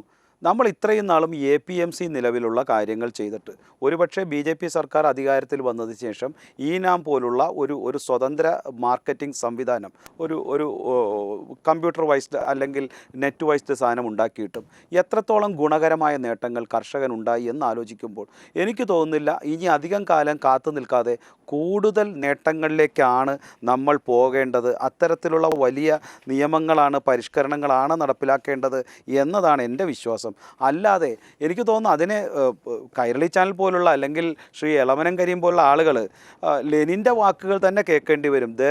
there are decades when nothing happened and there is weeks to happen decades എന്നുള്ള ലെനിൻ്റെ ഒരു വാക്യങ്ങൾ പോലെ നമ്മൾ ചില മാറ്റങ്ങൾ മുന്നോട്ട് വയ്ക്കുവാൻ ചില ആഴ്ചകളോ ദിവസങ്ങളോ തന്നെ വേണ്ടിവരും, ചില ദശാബ്ദങ്ങൾ കവർ ചെയ്യാൻ എന്നുള്ള ധീരമായ തീരുമാനങ്ങൾ ഒരു ഭരണാധികാരി എടുത്താൽ എന്താണ് തെറ്റ്?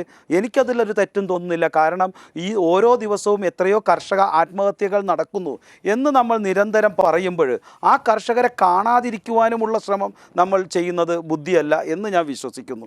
രണ്ട്, ഞാൻ നേരത്തെ പറഞ്ഞതുപോലെ ഇത്തരത്തിലുള്ള ഒരു APMCയെ മാത്രം വിശ്വസിച്ചുകൊണ്ട് അത്തരത്തിലുള്ള പഴയൊരു തീരുമാനങ്ങളെ പൂർണ്ണമായും അംഗീകരിച്ചുകൊണ്ട് ഭൂതകാലത്തിൻ്റെ വിശ്വാസത്തിൽ കിടന്ന് പരിലസിക്കുവാൻ കർഷകനെ വിട്ടുകൊടുക്കുവാൻ BJPയോ ഇന്നത്തെ ഭരണാധികാരിയോ തയ്യാറല്ല എന്നുള്ളതാണ് നാം മനസ്സിലാക്കേണ്ടത്.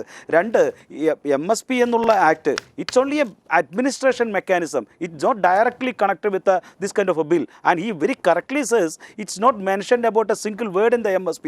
കാരണം അതിൽ പറയേണ്ട ആവശ്യമില്ല. അത് ഒരു അഡ്മിനിസ്ട്രേഷൻ മെക്കാനിസത്തിൽ വരുന്ന പ്രശ്നമുണ്ട്. അതായത് ശിവശങ്കർ, ഈ ബില്ലിന്റെ ഒരു മിനിറ്റ് ഇടപെടല്ലേ, ഞാൻ വിട്ടു പറഞ്ഞു. രണ്ട്, അദ്ദേഹം പറഞ്ഞ അടുത്ത ആരോപണങ്ങളിൽ ഏറ്റവും പ്രധാനമായത് ഞങ്ങൾക്ക് MSPയിൽ വിശ്വാസമേ ഇല്ല എന്നാണ്.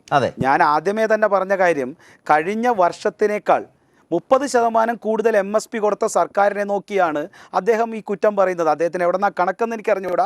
മൈ ഗവൺമെൻറ് എന്നുള്ള നരേന്ദ്രമോദി ആപ്പിൽ കൃത്യമായ കണക്കുകൾ ഡീറ്റെയിൽ കൊടുക്കുന്നുണ്ട്. അദ്ദേഹത്തിൻ്റെ വിശ്വാസത്തിന് അടുത്ത കണക്ക് കൂടി ഞാൻ പറഞ്ഞു തരാം. അത് എനിക്ക് തോന്നുന്നത് ഈ കഴിഞ്ഞ 2 വർഷത്തിൽ UPA 2009 to 2014 വരെ 1.52 മീറ്ററാണ് ലാക്ക് മെട്രിക് ടൺ ആണ് MSPക്ക് കൊടുത്തതെങ്കിൽ ഞങ്ങൾ കൊടുത്തത് 76.85 ലക്ഷം മെട്രിക് ടണ്ണിൻ്റെ വിലയാണ് കൊടുത്തത്. അതിൻ്റെ അർത്ഥം സൂചിപ്പിക്കുന്നത് കേന്ദ്രത്തിൽ വന്ന മോദി സർക്കാർ MSP നൽകാൻ വിമുഖത കാണിക്കുന്നു എന്നാണോ?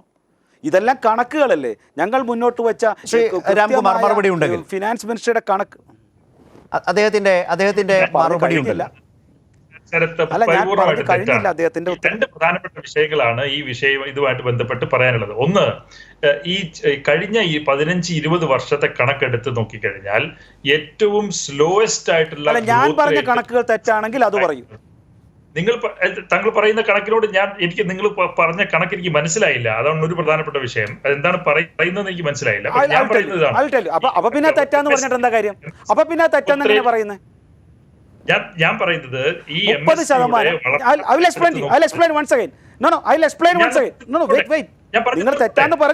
നിങ്ങൾ തെറ്റാന്ന് പറഞ്ഞോളൂ, പക്ഷെ മിനിമം ഞാൻ പറയുന്നത് എന്താന്ന് മനസ്സിലാക്കൂ. ശരി, പറയൂ, ഞാൻ വെയിറ്റ് ചെയ്യാം, പറയൂ. മനസ്സിലാക്കിയിട്ട് അങ്ങ് last year we have been given 1.13 lakh crore has been MSP to the wheat farmers. അത് 30% കൂടുതലാണ് കഴിഞ്ഞ വർഷം നൽകിയതിനേക്കാൾ. എൻ്റെ പ്രധാനമന്ത്രി സൈറ്റിൽ നൽകിയേക്കുന്ന ഡീറ്റെയിൽ ആണ്. താങ്കൾക്ക് തെറ്റാണെങ്കിൽ എന്നെയും തിരുത്താം, മോഡിയും തിരുത്താം. രണ്ട്, ഞാൻ ഇപ്പോൾ പറഞ്ഞ കാര്യം ഏതാണ്ട് 2003-2004 ഞങ്ങൾ നൽകിയ ഒരു ഡീറ്റെയിൽ ഉണ്ട്.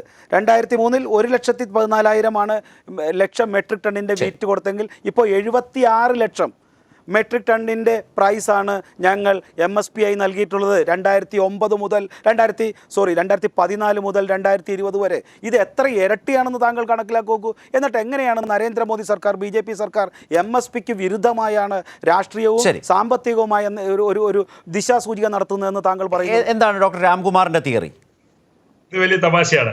ഈ അദ്ദേഹത്തിന് താല്പര്യമുള്ള 2 ടൈം പീരീഡ് എടുത്തിട്ട് അത് 2 ടൈം പീരീഡ് കമ്പയർ ചെയ്തിട്ട് ഈ ടൈം പീരീഡിന് ഇടയ്ക്ക് നടന്ന വ്യത്യാസം മുഴുവൻ നരേന്ദ്രമോദി കൊണ്ടുവന്ന ഒരു വ്യത്യാസമാണ് എന്ന് ആർഗ്യൂ ചെയ്യുന്നത്. ഞാൻ പറയുന്നത് ശ്രദ്ധിക്കൂ, അല്പം ശ്രദ്ധിക്കൂ. ഞാൻ പറയുന്നത് ഈ നരേന്ദ്രമോദി സർക്കാർ അധികാരത്തിൽ വന്നതിന് ശേഷമാണ് MSPയുടെ വളർച്ചാ നിരക്കിൽ ഏറ്റവും വലിയൊരു കുറവ് ഇന്ത്യയിൽ അനുഭവപ്പെട്ടിട്ടുള്ളത്. കണക്ക് വളരെ ക്ലിയർ ആണ്. ഞങ്ങളൊക്കെ ഈ കാര്യത്തിൽ കുറെ കാലമായിട്ട് വർക്ക് ചെയ്യുന്ന ആൾക്കാരാണ്. അതുകൊണ്ട് കണക്കുകൾ ഞങ്ങൾക്ക് പെട്ടെന്ന് പറയാൻ പറ്റും. ഈ MSPയുടെ വളർച്ചാ നിരക്കിൽ ഏറ്റവും വലിയ കുറവ് ഉണ്ടായിട്ടുള്ളത് നരേന്ദ്രമോദി സർക്കാരിന്റെ കാലഘട്ടത്തിലാണ്. നമ്പർ 1. നമ്പർ 2, എന്തുകൊണ്ടാണ് ഞങ്ങൾ MSP വർദ്ധിപ്പിക്കാത്തത് എന്നുള്ളതിനെ കുറിച്ച് വ്യക്തമായിട്ടുള്ള കണക്ക്. കാരണം അരുൺ ജെയ്റ്റ്ലി തന്നെ പാർലമെന്റിലടക്കം പറഞ്ഞിട്ടുണ്ട്. അതായത് പണപ്പെരുപ്പം ഉണ്ടാക്കും MSP ഒരു പരിധിയിൽ കൂടുതൽ വർദ്ധിപ്പിച്ചാൽ എന്നുള്ളത് അദ്ദേഹം തന്നെ വളരെ വ്യക്തമായിട്ട് പറഞ്ഞിട്ടുള്ളതാണ്. മൂന്നാമത്തെ ഒരു വിഷയം എന്ന് പറയുന്നത് ഈ MSPയുമായിട്ട് ബന്ധപ്പെട്ട് ഇന്ന് നിലനിൽക്കുന്ന ഏറ്റവും വലിയ തർക്കം എന്ന് പറയുന്നത് ഈ ബില്ല് വരുന്നതോടുകൂടി, ഈ ആക്ട് വരുന്നതോടുകൂടി MSP ഓൺ പേപ്പർ ഉണ്ടാവും, തർക്കമില്ല. പക്ഷേ പ്രൈവറ്റ് കോർപ്പറേറ്റ് വിപണികളുടെ വരവോടുകൂടി MSP ഓൺ ദ ഗ്രൗണ്ട് പരിപൂർണമായിട്ട് ദുർബലപ്പെടുകയും അതിന്റെ ഭാഗമായിട്ട് നടക്കുന്ന പ്രൊക്യൂർമെന്റിനെ അത് എഫക്ട് ചെയ്യുമെന്ന ന്യായമായിട്ടുള്ള ഭയം ഇന്ത്യയിലെ കർഷകനുണ്ട് എന്നുള്ളതാണ് ഞാൻ പറയാൻ ഉദ്ദേശിച്ചത്. ആ കർഷകന്റെ ഭയത്തെ അഭിമുഖീകരിക്കുവാനോ ആ കർഷകരുമായിട്ട് ചർച്ചയ്ക്ക് തയ്യാറാകുവാനോ നിങ്ങളുടെ സർക്കാർ തയ്യാറാവുന്നില്ല എന്നതാണ് വളരെ ദൗർഭാഗ്യകരമായിട്ടുള്ള ഒരു വസ്തുതയായിട്ട് ഞാൻ ചൂണ്ടിക്കാണിക്കാൻ ആഗ്രഹിച്ചത്. പാർലമെന്റിൽ നടന്നത് അതിന്റെ ഒരു റിഫ്ലക്ഷനാണ്. അതെന്തുകൊണ്ട് നിങ്ങൾ തയ്യാറാവുന്നില്ല എന്ന് എനിക്ക് ഇതുവരെ മനസ്സിലായിട്ടില്ല. കർഷകരുമായിട്ട് ചർച്ചയ്ക്ക് ശേഷം 3-4 മാസത്തിന് ശേഷം ഇത് വ്യക്തമായിട്ടുള്ളൊരു ബില്ല് കൊണ്ടുവരുന്നതിന് എന്താണ് തടസ്സം?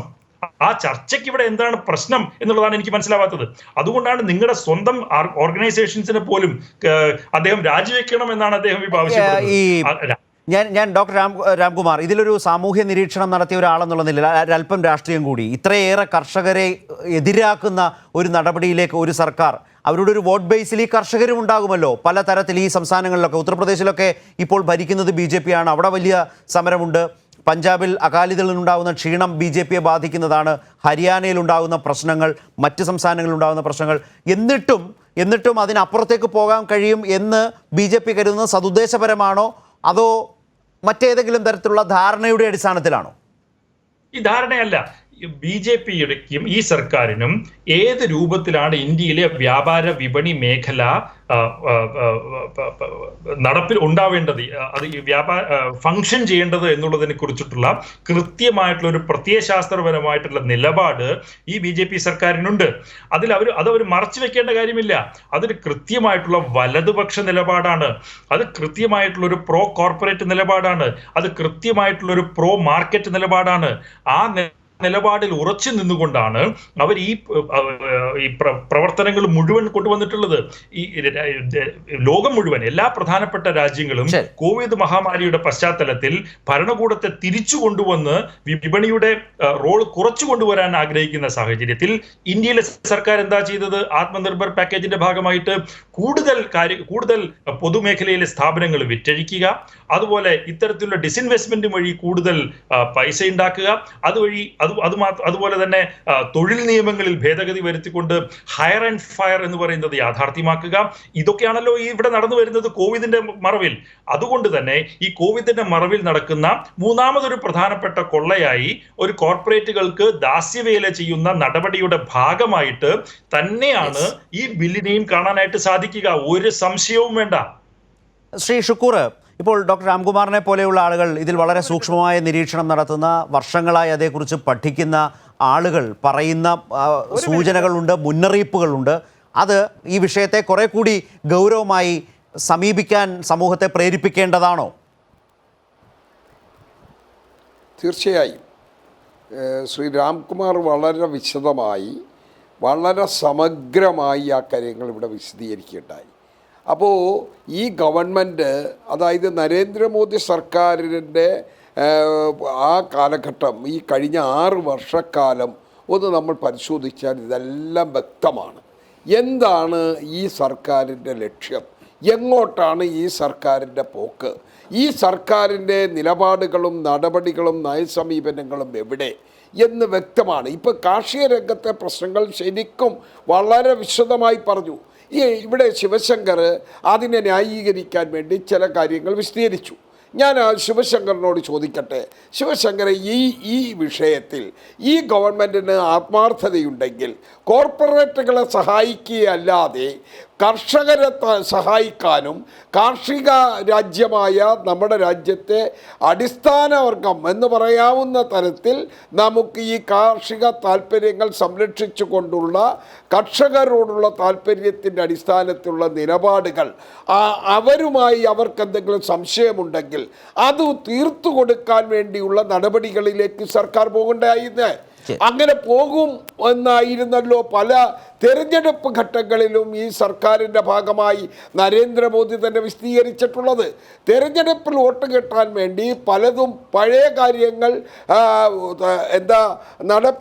പറഞ്ഞത് നടപ്പിലാക്കാതെ പോയ ഘട്ടത്തിൽ തിടുക്കത്തിൽ ചില കാര്യങ്ങൾ ചെയ്തു ജനങ്ങളെ സ്വാധീനിക്കാൻ കഴിഞ്ഞതും നമുക്ക് ബോധ്യമുണ്ടല്ലോ. അപ്പോൾ അങ്ങനെയാണ് എങ്കിൽ അതൊരു ആത്മാർത്ഥതയുള്ള പ്രവർത്തനമായിരുന്നെങ്കിൽ ഈ പ്രക്ഷോഭമുണ്ടായ സ്ഥലത്തെ കർഷകരുമായി ചർച്ചയ്ക്ക് പോലും പോകാൻ ഈ സർക്കാർ തയ്യാറായില്ല എന്നുള്ളതാണ് നരേന്ദ്രമോദി സർക്കാരിൻ്റെ വീഴ്ച. അവിടെ നിന്ന് നമുക്കിതിനെ മനസ്സിലാക്കുമ്പോൾ നിയമനിർമ്മാണ സഭകളെ പോലും അത്തരം താല്പര്യങ്ങൾക്ക് വേണ്ടിയുള്ള വേദിയാക്കി മാറ്റുന്ന നരേന്ദ്രമോദി സർക്കാരിൻ്റെ നടപടിയാണ് ഇന്നും ഇന്നലെയുമായി നമ്മൾ നിയമനിർമ്മാണ സഭയിൽ കണ്ടത്, രാജ്യസഭയിൽ കണ്ടത്.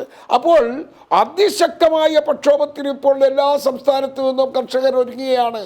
അപ്പോൾ അത്തരമൊരു ഘട്ടത്തിൽ പോലും ഒരു സമവായത്തിനോ ഒരു ചർച്ചയ്ക്കോ ഒരു അനുരഞ്ജനത്തിനോ അല്ലെങ്കിൽ ഞങ്ങൾ ചെയ്തതിൽ ഇന്നയൊക്കെ പറഞ്ഞ കാര്യങ്ങൾ ഭേദഗതി തരാം, താങ്ങുവിലയുടെ കാര്യത്തിൽ, വിളകളുടെ സംഭരണത്തിൻ്റെ കാര്യത്തിൽ എന്ന് വിശദീകരിക്കാനും അവരെ ബോധ്യപ്പെടുത്താനും കഴിയാതെ ഒളിച്ചു കളിക്കുന്നത് എന്താണ് എന്നുള്ളതിന് മറുപടി പറയേണ്ടത് ശിവശങ്കറാണ്. റൈറ്റ്, ഞാൻ അദ്ദേഹത്തിലേക്ക് മടങ്ങി വരും മുമ്പ് ശ്രീ എളമരം കരീം, ഇതിപ്പോൾ ഇത്തരം വിവാദമായ കർഷകർക്ക് അങ്ങേയറ്റം അപകടകരമാണ് എന്ന നിലയിൽ വലിയ വിമർശനങ്ങൾ ഉയരുന്ന 3 ബില്ലുകൾ, അതിൻ്റെ മെറിറ്റ്, അതിലടങ്ങിയിരിക്കുന്ന അപകടങ്ങൾ എന്തൊക്കെയാണ്, അതിൻ്റെ ഉള്ളടക്കത്തിലുള്ളത്, അതിൻ്റെ ഭാവി അപകടങ്ങൾ എന്താകാം എന്നുള്ള നിലയിലേക്കുള്ള കുറേയേറെ കാര്യങ്ങളാണ് ഈ സമയത്തിനുള്ളിൽ താങ്കളായാലും ഡോക്ടർ രാംകുമാർ ആയാലും അങ്ങനെ സംഭവിക്കില്ല എന്ന് വാദിച്ചുകൊണ്ട് ശ്രീ ശിവശങ്കർ ആയാലും ഇതിൻ്റെ രാഷ്ട്രീയ അപകടങ്ങളെ ചൂണ്ടിക്കാട്ടി ശ്രീ ഷുക്കൂറുമൊക്കെ സംസാരിച്ചത്. ഇപ്പോൾ ഒരു സമര പാതയിലാണല്ലോ നിങ്ങൾ MP-മാർ. ഇപ്പോഴത്തെ ഒരു നിലപാട് എന്താണ്? ഇപ്പോൾ ആരംഭിച്ച ഈ സമരം തുടരാനാണോ? രാജ്യസഭയ്ക്കകത്ത് എങ്ങനെ ഈ നടപടികൾ മുന്നോട്ട് കൊണ്ടുപോകും? പ്രതിപക്ഷ പാർട്ടികൾ യോജിച്ച്, കോൺഗ്രസ് അടക്കം കൂടുതൽ ശക്തമായി ഈ ഇടതു പാർട്ടികളും CPM-ഉം അതുപോലെ തന്നെ CPM നേതൃത്വം നൽകുന്ന കിസാൻ സഭയും ഒക്കെ നടത്തുന്ന സമരത്തിലേക്ക് കൂടുതലായി യോജിച്ചെല്ലാവരും വരേണ്ടതുണ്ടോ? അത്തരം ആലോചനകൾ നടക്കുന്നുണ്ടോ? ഡൽഹിയിലെ പൊതുവായ ഒരു രാഷ്ട്രീയ വികാരം എങ്ങനെയുണ്ട് ഇന്നത്തെ നടപടികളെ തുടർന്ന് ഇപ്പോഴത്തെ? ഡൽഹിയിൽ ദേശീയ രാഷ്ട്രീയ പാർട്ടികൾ യോജിച്ച നിലപാട് സ്വീകരിക്കാനുള്ള ആലോചനകൾ തകൃതിയായി നടക്കുന്നുണ്ട്. അതിന് പുറമെ കിസാൻ സംഘടനകൾ യോജിച്ച പ്ലാറ്റ്ഫോം ഉണ്ടാക്കി 24 സംഘടനകൾ ഒന്നിച്ചു ചേർന്നിട്ടാണ് 25-ാം തീയതി സമരം പ്ലാൻ ചെയ്തിട്ടുള്ളത്. തൊഴിൽ മേഖലയിലും തൊഴിലാളികൾ യോജിച്ച പ്രക്ഷോഭമാണ് ഉയർത്തുന്നത്. ശരത്ത് മനസ്സിലാക്കേണ്ടത്, ഈ ഇന്ത്യയിലെ രാജ്യസഭ എന്ന് പറയുന്ന സഭ പ്രതിപക്ഷത്തെ എണ്ണം കുറവായിരിക്കാം, ഭരണപക്ഷത്ത് കൂടുതലായിരിക്കാം, അതെല്ലാം ഓരോ സന്ദർഭത്തിൽ സംഭവിക്കുന്നത്. ആരൊക്കെയാണ് ഈ പ്രതിപക്ഷത്തിരിക്കുന്നത്? മുൻ കേന്ദ്രമന്ത്രി, കാശ്മീർ മുഖ്യമന്ത്രിയുമായിരുന്ന Ghulam Nabi Azad, a tall leader of our nation. മധ്യപ്രദേശിന്റെ മുൻ മുഖ്യമന്ത്രി, കോൺഗ്രസിന്റെ പ്രമുഖനായ നേതാവ്, അതുപോലെ തന്നെ മുൻ കേന്ദ്രമന്ത്രി ജയറാം രമേശ്.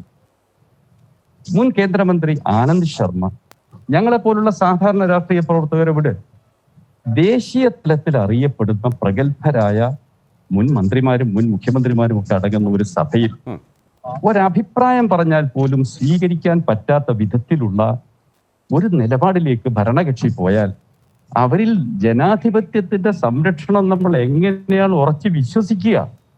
ഈ രാജ്യത്ത് ഏറ്റവും വലിയ അപകടത്തിലേക്കാണ് പോയിക്കൊണ്ടിരിക്കുന്നത്. ഇത്തരം ഒരു സാഹചര്യത്തിലാണ് ഞങ്ങൾ ഈ സമരം ആരംഭിക്കുന്നത്. ഞങ്ങൾ സത്യാഗ്രഹം ഇരിക്കുമ്പോൾ അനിശ്ചിതകാല സത്യാഗ്രഹം എന്നാണ് പ്രഖ്യാപിച്ചിട്ടുള്ളത്. നാളെ രാവിലെ സഭ ആരംഭിക്കുമ്പോൾ മറ്റുള്ള മെമ്പർമാർ സഭയിൽ ഹാജരാവുകയും ഈ സസ്പെൻഷനെതിരായ ശക്തമായ നിലപാട് സ്വീകരിക്കുകയും ചെയ്യും. അതിനോട് ഗവൺമെന്റ് എങ്ങനെ പ്രതികരിക്കുന്നു? ഗവൺമെന്റിന് ഈ ടെൻഷൻ ഒഴിവാക്കാൻ അവരുടെ മുമ്പിൽ ധാരാളം മാർഗങ്ങളുണ്ട്. പ്രതിപക്ഷവുമായി കൂടിയാലോചന നടത്താം, സംഘർഷഭരിതമായ അന്തരീക്ഷം ഒഴിവാക്കാം. അതിന് മുൻകൈ എടുക്കേണ്ടത് കേന്ദ്ര ഗവൺമെന്റാണ്, പാർലമെന്ററി കാര്യ മന്ത്രിമാരാണ്. കാരണം അവർക്കാണ് സഭ സമാധാനപരമായി നടത്തിക്കൊണ്ടുപോകുന്നതിൽ ഏറ്റവും വലിയ ഉത്തരവാദിത്വമുള്ളത്. അതവർ നിർവഹിച്ചാൽ സ്മൂത്തായി കാര്യങ്ങൾ പോകും. ഇല്ലെങ്കിൽ ഒരു ഭാഗത്ത് കർഷക സമരം, മറുഭാഗത്ത് പാർലമെന്റിനെ വേദിയാക്കി പാർലമെന്റ് മെമ്പർമാർ വീണ്ടും അദ്ദേഹത്തിന്റെ സമരം. ഇപ്പൊ കേരളത്തിൽ ഇന്ന് സാഹചര്യം, അപ്പൊ ഞങ്ങളുടെ സമരത്തിന്റെ ഭാവി നാളെ മാത്രമേ നിർണ്ണയിക്കാൻ സാധിക്കൂ. ഏതായാലും കർഷകർ ഒരു വലിയ സമരത്തിൽ തുടരുന്ന ഘട്ടത്തിൽ താങ്കൾ ഇന്ന് പറഞ്ഞ പോലെ ആ സമരത്തെ പിന്തുണച്ച് തന്നെ മുന്നോട്ട് പോകാൻ തന്നെയാണ് ഉദ്ദേശിക്കുന്നത്, അല്ലേ? തീർച്ചയായിട്ടും കർഷക സമരം ആവേശകരമായി മുന്നേറുകയാണ്. ആ സമരത്തിന്റെ പ്രതിഫലനം ഡൽഹിയിൽ ഉണ്ടാവാൻ സാധ്യതയുണ്ടോ? നിന്നുള്ള കർഷകർ സമീപിച്ചുകൊണ്ടിരിക്കുന്നത് അവരെ പറയാം. അത് ഡൽഹി നഗരത്തിനെ ലക്ഷ്യം വെച്ചുകൊണ്ടാണ് വരുന്നത്. ഭരണ ആസ്ഥാനത്ത് പ്രശ്നങ്ങളുണ്ടാകും. കർഷകരെ മുഴുവൻ ഉപേക്ഷിച്ച് ഒരു ഗവൺമെന്റ് പോകുമ്പോൾ ചോദിക്കുന്നുണ്ട്, കോർപ്പറേറ്റുകൾക്ക് വിധേയരായി ഗവൺമെന്റ് കോർപ്പറേറ്റ് മാധ്യമങ്ങൾ ഉപയോഗിച്ചും മറ്റ് ചില പ്രശ്നങ്ങൾ ഉന്നയിച്ചും ജനങ്ങളെ സ്വാധീനിക്കാൻ കഴിയുമെന്ന വിശ്വാസത്തിലാണ് അവർ നിൽക്കുന്നത്. ആ വിശ്വാസം തകരുമ്പോൾ മാത്രമേ അവർ ഈ ഉറക്കത്തിൽ നിന്ന് ഉണരൂ. അതിനവരെ ബോധ്യപ്പെടുത്താൻ ജനങ്ങളുടെ പ്രക്ഷോഭത്തിന് കഴിയണം. കേരളീയർക്ക് ഇത് മനസ്സിലാവുന്ന എന്റെ വിശ്വാസം. ആസിയാൻ കരാർ വന്നപ്പോൾ ഞങ്ങൾ നാടെമ്പാടും പറഞ്ഞു നടന്നതാ ഇത് അപകടമാണെന്ന്. ഇപ്പൊ റബ്ബർ കൃഷിക്കാരന്റെ സ്ഥിതി എന്തായി? അന്ന് മോഹനസുന്ദരമായ വാഗ്ദാനങ്ങളാണ്. അന്തർദേശീയ കമ്പോളം തുറന്നു കിട്ടും, എന്തെല്ലാം പ്രതീക്ഷകളായിരുന്നു. ഇതേ അനുഭവമാണ് ഇന്ത്യയിലെ കൃഷിക്കാർക്കുണ്ടാകാൻ പോകുന്നത്. അതുകൊണ്ട് അതിശക്തമായ നിലയിൽ ഈ സമരത്തുമായി മുന്നോട്ട് പോകണമെന്നാണ് ഞങ്ങൾ തീരുമാനിച്ചിട്ടുള്ളത്. തീർച്ചയായും താങ്കൾ പറഞ്ഞ പോലെ വളരെ ലളിതമായി പറഞ്ഞാൽ നമ്മുടെ നാട്ടിലെ ടയർ കമ്പനികൾക്കൊന്നും നാട്ടിലെ റബ്ബർ വേണ്ട, വളരെ കുറഞ്ഞ വിലയ്ക്ക് ഇറക്കുമതി ചെയ്ത് കിട്ടാവുന്ന ഒരു സാഹചര്യം വന്നതോടുകൂടി നമ്മുടെ ഇറക്കുമതി ഉദാരമായതോടുകൂടി നാട്ടിലെ റബ്ബർ കൃഷി വഴിയാധാരമായി എത്ര വലിയ ബോർഡുകൾ ഉണ്ടായിട്ടും അതിനെ താങ്ങി നിർത്താനാവാത്ത നിലയുണ്ടായി എന്നുള്ളതാണ് പച്ച പരമാർത്ഥം. അതിൻ്റെ പുതിയ പുതിയ വ്യാഖ്യാനങ്ങൾ, റബ്ബർ ബോർഡും പോയി. അതെ, അതിൻ്റെ പുതിയ പുതിയ റബ്ബർ ബോർഡും പോയി. റബ്ബർ ബോർഡ് ആപ്പീസ് തന്നെ പൂട്ടാൻ പോകുന്നു എന്നാണ് ഇപ്പൊ കേട്ടത്. അതെ, ഇതാണ് അവസ്ഥ. ഇത്ര ലളിതമായ ചില അനുഭവങ്ങൾ സൂചിപ്പിച്ചാൽ മാത്രമേ ഭാവിയിൽ ഈ നടപടികൾ എന്തുതരം ദോഷം സൃഷ്ടിക്കൂ. അത് ഉത്തരേന്ത്യയിൽ ഉണ്ടാക്കാവുന്ന വലിയ ആഘാതത്തെ കണ്ടുകൊണ്ട് നമ്മുടെ നാട്ടിലൊക്കെ വരുന്നതിനേക്കാൾ വലിയ സമരരൂപങ്ങൾ കർഷകർ, കാരണം അവർക്കൊന്നും നഷ്ടപ്പെടാനില്ലാത്ത വിധം ഒരു പശ്ചാത്തലം വന്നപ്പോൾ അവരാരെയും നോക്കി നിൽക്കാതെ കർഷകരും കർഷക സംഘടനകളും യോജിച്ചും അല്ലാതെയും സമരത്തിന് ഇറങ്ങുന്ന ഒരു കാഴ്ചയാണ് കാണുന്നത്. അത് പക്ഷേ ഒട്ടും പുതുമയുള്ളതല്ല, കാരണം കഴിഞ്ഞ 3-4 വർഷമായി രാജ്യം കണ്ടുവരുന്നതാണ്. ശ്രീ ശിവശങ്കർ, ഒരു പ്രധാനപ്പെട്ട കാര്യം, ഇപ്പോൾ നമ്മൾ ഈ രാജ്യസഭയിലെ ഈ MP-മാരുടെ പെരുമാറ്റ ദോഷമാണ് ഇതിനെല്ലാം കാരണമെന്ന് പറയുമ്പോൾ ഞാൻ ഒരൊറ്റ ഉദാഹരണം താങ്കളോട് പറയാം. മോദി സർക്കാരിൻ്റെ ആദ്യ നയപ്രഖ്യാപന പ്രസംഗം, ആ നയപ്രഖ്യാപന പ്രസംഗത്തിൽ ഭേദഗതികൾ അവതരിപ്പിച്ചപ്പോൾ ഡിവിഷൻ ആവശ്യപ്പെട്ടു, എന്ന് വെച്ചാൽ വോട്ടെടുപ്പ് ആവശ്യപ്പെട്ടുള്ള അത് ഒഴിവാക്കാനുള്ള ശ്രമമൊക്കെ നടക്കാതെ പോയി. ആ ശ്രമം വിജയിച്ചില്ല, കാരണം ഡിവിഷൻ വേണം എന്ന് ഭേദഗതി അവതരിപ്പിച്ച അംഗങ്ങൾ വാശി പിടിച്ചു, നിലപാടെടുത്തു. അതേ തുടർന്ന് ഡിവിഷനിലേക്ക് പോയി. ആ ഡിവിഷനിൽ ആ ഭേദഗതികൾ അംഗീകരിച്ചുകൊണ്ട് ആ ഭേദഗതികൾ അംഗീകരിക്കേണ്ടി വന്നു രാജ്യസഭയ്ക്ക്, കേന്ദ്ര സർക്കാരിനടക്കം. ഈ അനുഭവം ഈ സർക്കാരിൻ്റെ ഭാഗത്ത് തന്നെ ഉണ്ട്. അത്ര പോലും കഴിയില്ല എന്ന നിലയിലേക്ക് ഈ ഘട്ടത്തിൽ മാറുന്നുവെങ്കിൽ ഈ കോർപ്പറേറ്റുകൾക്ക് വേണ്ടി കടുംപിടുത്തം പിടിക്കുന്നു എന്നല്ലാതെ അതിൻ്റെ മറ്റർത്ഥം എന്താണ്? കർഷകർ ഒരു ഭാഗത്ത് സമരം ചെയ്യുന്നു, അതിൽ വിശദമായ ചർച്ചയാകാമെന്ന് രാജ്യസഭാംഗങ്ങൾ ആവശ്യപ്പെടുന്നു. ഇതെല്ലാം വിസ്മരിച്ച് ഇപ്പോൾ ഇത് പാസ്സാക്കണം എന്ന് ധൃതി പിടിച്ചാൽ അതിൻ്റെ താല്പര്യങ്ങളെ സംശയിക്കാതെ തരമില്ല ശ്രീ ശിവശങ്കർ. അല്ല, രണ്ട് കാര്യങ്ങളാണ് ചേർത്ത്. ഒന്ന് സംശയവും ഭയവും. ഇത് രണ്ടിനും പ്രത്യേകിച്ച് മരുന്നുകളില്ല. കാരണം ഇതൊരു മനുഷ്യൻ്റെ വ്യക്തിപരമായ പ്രശ്നമാണ്. എനിക്ക് വേണമെങ്കിൽ നിങ്ങളെ ഭയക്കാം, നിങ്ങളെ സ്നേഹിക്കാം, നിങ്ങളെ വിശ്വസിക്കാം. അതൊരു വ്യക്തിയെ സംബന്ധിച്ച് നാട്ടിലെ കർഷകരാകെ സംശയിക്കുകയും പേടിക്കുകയും ചെയ്താൽ അവരുടെ കുഴപ്പമാണോ? അവരെ ഭരിക്കുന്നവരുടെ കുഴപ്പം കൂടിയല്ലേ ഇത്? അല്ല, നാട്ടിലെ കർഷകരുടെ മുഴുവൻ കുത്തക നമ്മൾ ആരും എടുക്കണ്ട. അത് ആർക്കും ഇല്ലല്ലോ. തൽക്കാലം അവിടെ നിൽക്കട്ടെ. അല്ല, അതാ പറഞ്ഞത്, കുത്തക അവകാശപ്പെടില്ല. പക്ഷെ കർഷകർ സമരം ചെയ്യുന്നത് കണ്ണു തുറന്ന് കാണണ്ടേ ശ്രീ ശിവശങ്കർ? കണ്ണു തുറന്ന് കാണണം, കുറച്ച് കണക്കുള്ള കാണണം. അതെ, കണ്ണു തുറന്ന് കണ്ടതുകൊണ്ടാണ് നിങ്ങളൊരു കേന്ദ്രമന്ത്രി ആ പദവി ഉപേക്ഷിച്ച് തിരിച്ചു പോയത്. നിങ്ങൾ കണ്ണു തുറന്ന് കാണുന്നില്ല.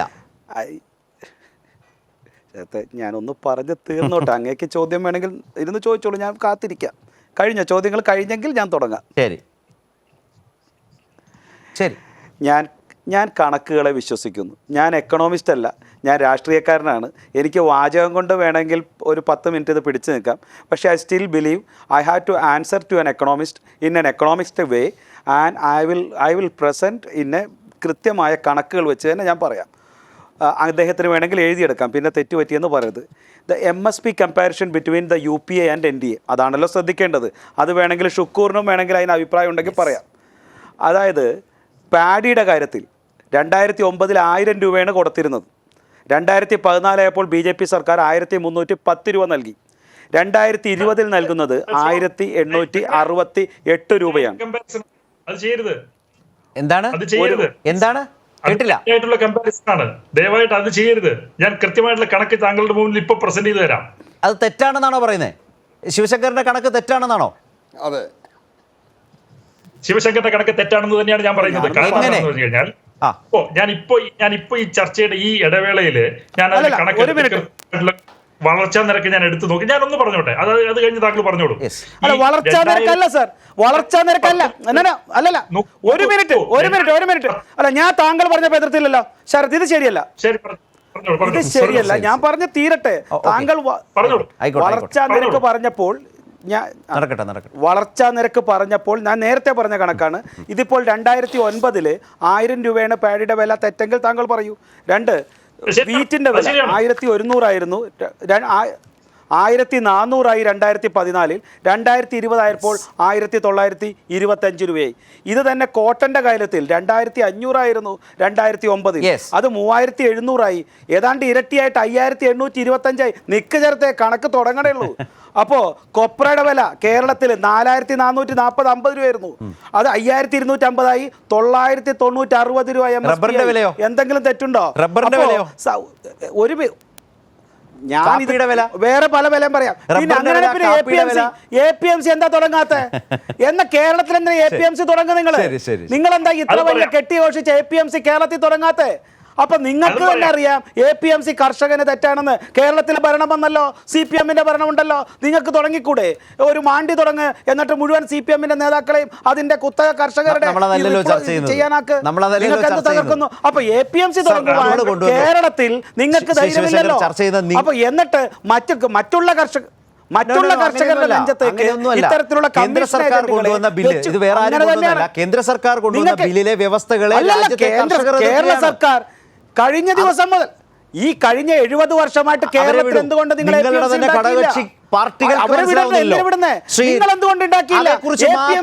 കർഷകരെ സഹായിക്കുവാൻ പരാതിയിൽ ശിവശങ്കറിന് മൗനം? ഹരിയാനയിലെ ചൗതാലയുടെ പാർട്ടിക്ക് ശിവശങ്കറിന് മൗനം? ബിനോയ് വിശ്വത്തിന്റെ എതിർപ്പുകളോട് നിങ്ങൾക്ക് മൗനമല്ലേ? ബിനോയ് വിശ്വം നിങ്ങളുടെ ഘടകകക്ഷിയല്ലല്ലോ. ഞാൻ ചോദിച്ചത് ആണല്ലോ. ഇപ്പൊ ഏതാണ്ട് MSP ഒഴിച്ച് ബാക്കി എല്ലാത്തിനും സമ്മതിക്കാമെന്ന് ബിനോയ് വിശ്വം സമ്മതിച്ചതല്ലേ? നിങ്ങൾ ആ വീഡിയോ എടുത്ത് കാണിക്കേ, അദ്ദേഹത്തിന്റെ പ്രസംഗം. എളമരം കരീം, ഒരു ബിനോയ് വിശ്വത്തിന്റെ നിലപാട് എന്ന നിലയിൽ ശിവശങ്കർ അവതരിപ്പിക്കുന്നതിൽ ഏതെങ്കിലും തരത്തിലുള്ള ആശയക്കുഴപ്പമുണ്ടോ? ഒരു വാചകത്തിൽ ഒന്ന് പറഞ്ഞാൽ എനിക്കൊന്ന് ഡോക്ടർ രാംകുമാറിലേക്ക് പോവാം. ബിനോയ് വിശ്വത്തിന് യാതൊരു സങ്കോചവും ആശയക്കുഴപ്പമില്ല. അദ്ദേഹം ഈ ബില്ലുകളെ ശക്തമായി എതിർത്തുകൊണ്ട് നിരാകരണ പ്രമേയത്തിൽ ഒപ്പുവെച്ചിട്ടുണ്ട്, സെലക്ട് കമ്മിറ്റി കൂടണമെന്ന പ്രമേയത്തിൽ ഒപ്പുവെച്ചിട്ടുണ്ട്, അദ്ദേഹത്തിന്റെ പ്രസംഗത്തിലും അത് വന്നിട്ടുണ്ട്. ആ വീഡിയോയിൽ സ്ലിപ്പ് ഓഫ് ടങ് മന്ത്രിയോട് MSP നിങ്ങളുടെ ബില്ലിൽ ഭേദഗതിയായി കൊണ്ടുവരാൻ തയ്യാറുണ്ടോ എന്ന ചോദ്യത്തിന്റെ ഭാഗമായി വന്നൊരു സ്ലിപ്പ് ഓഫ് ടങ്ങാണ് തെറ്റിദ്ധാരണ ഉണ്ടാക്കിയത്. അത് അദ്ദേഹം കറക്റ്റ് ചെയ്തുകൊണ്ട് സ്റ്റേറ്റ്മെന്റ് ഇറക്കിയിട്ടുണ്ട്, അദ്ദേഹത്തിന്റെ ഫേസ്ബുക്കിൽ പറഞ്ഞിട്ടുണ്ട്. അതുകൊണ്ട് ആ കാര്യത്തിൽ നമ്മൾ ഒരു തർക്കത്തിലേക്ക് പോകേണ്ട കാര്യമില്ല. അദ്ദേഹം ഒരിക്കലും അത്തരം ഒരു നിലപാട് സ്വീകരിച്ചിട്ടില്ല. ഇനി ശ്രീ രണ്ടാമതൊരു പോയിന്റ് എനിക്ക് പറയാനുള്ളത്, ഈ MSPയുമായി ബന്ധപ്പെട്ട് പറയാനുള്ളത്, ഈ MSPയിൽ വർധനവുണ്ടായി എന്ന് ക്ലെയിം ചെയ്യുമ്പോൾ എത്രയാണ് തറവലയായി കൊടുക്കേണ്ടത് എന്നതിൽ നിന്നാണ് തുടങ്ങേണ്ടത്. സ്വാമിനാഥൻ കമ്മീഷൻ റിപ്പോർട്ട് പ്രകാരം ചെലവും അതിന്റെ 50% കൂടി ചേർത്ത് MSP നിശ്ചയിക്കണം എന്ന തത്വം വന്നാൽ എന്തായിരിക്കും MSP? ഈ 1900 1800 അല്ല. അത് നൽകാതെ കർഷകരെ കടക്കെണിയിൽ കുടുക്കി. കോടിക്കണക്കിന് രൂപ, ലക്ഷക്കണക്കിന് കോടി രൂപയാണ് ഇന്ത്യയിലെ കർഷകർ കടക്കെണിയിൽ കുടുങ്ങിയത്. കോർപ്പറേറ്റുകളുടെ കടം എഴുതി തള്ളി, കർഷകരുടെ കടം എഴുതി തള്ളിയില്ല. അവർ ആത്മഹത്യയിലേക്ക് നയിച്ചു. ഈ വസ്തുത പറയാതെ നമ്മൾ ഇത്ര സംഭരണ വില കൊടുത്തു എന്ന് പറയുന്നതിൽ അർത്ഥമില്ല. ഇനി ശ്രീ രാംകുമാർ, താങ്കളുടെ കാഴ്ചപ്പാട് എന്താണ്? താങ്കളുമായിട്ടാണ് അദ്ദേഹം തർക്കിക്കാൻ ശ്രമിച്ചത്, താങ്കളാണ് തർക്കിച്ചത് അദ്ദേഹത്തിന്റെ കണക്കുകളെ. ഇപ്പോൾ ശ്രീ എളമരം കരീം ആ കണക്കുകളല്ല യാഥാർത്ഥ്യം, ആ കണക്കുകൾക്ക് അപ്പുറത്തേക്കുള്ളൊരു ഇന്ത്യൻ യാഥാർത്ഥ്യത്തെയാണ് അദ്ദേഹം പറഞ്ഞത്. താങ്കൾ എന്ത് പറയും ഒരു സാമ്പത്തിക ശാസ്ത്രജ്ഞൻ എന്ന നിലയിൽ കൂടി? എനിക്ക് വളരെ ഫണ്ടമെന്റൽ ആയിട്ടുള്ള ഒരു തർക്കം അദ്ദേഹവുമായിട്ടുണ്ട്.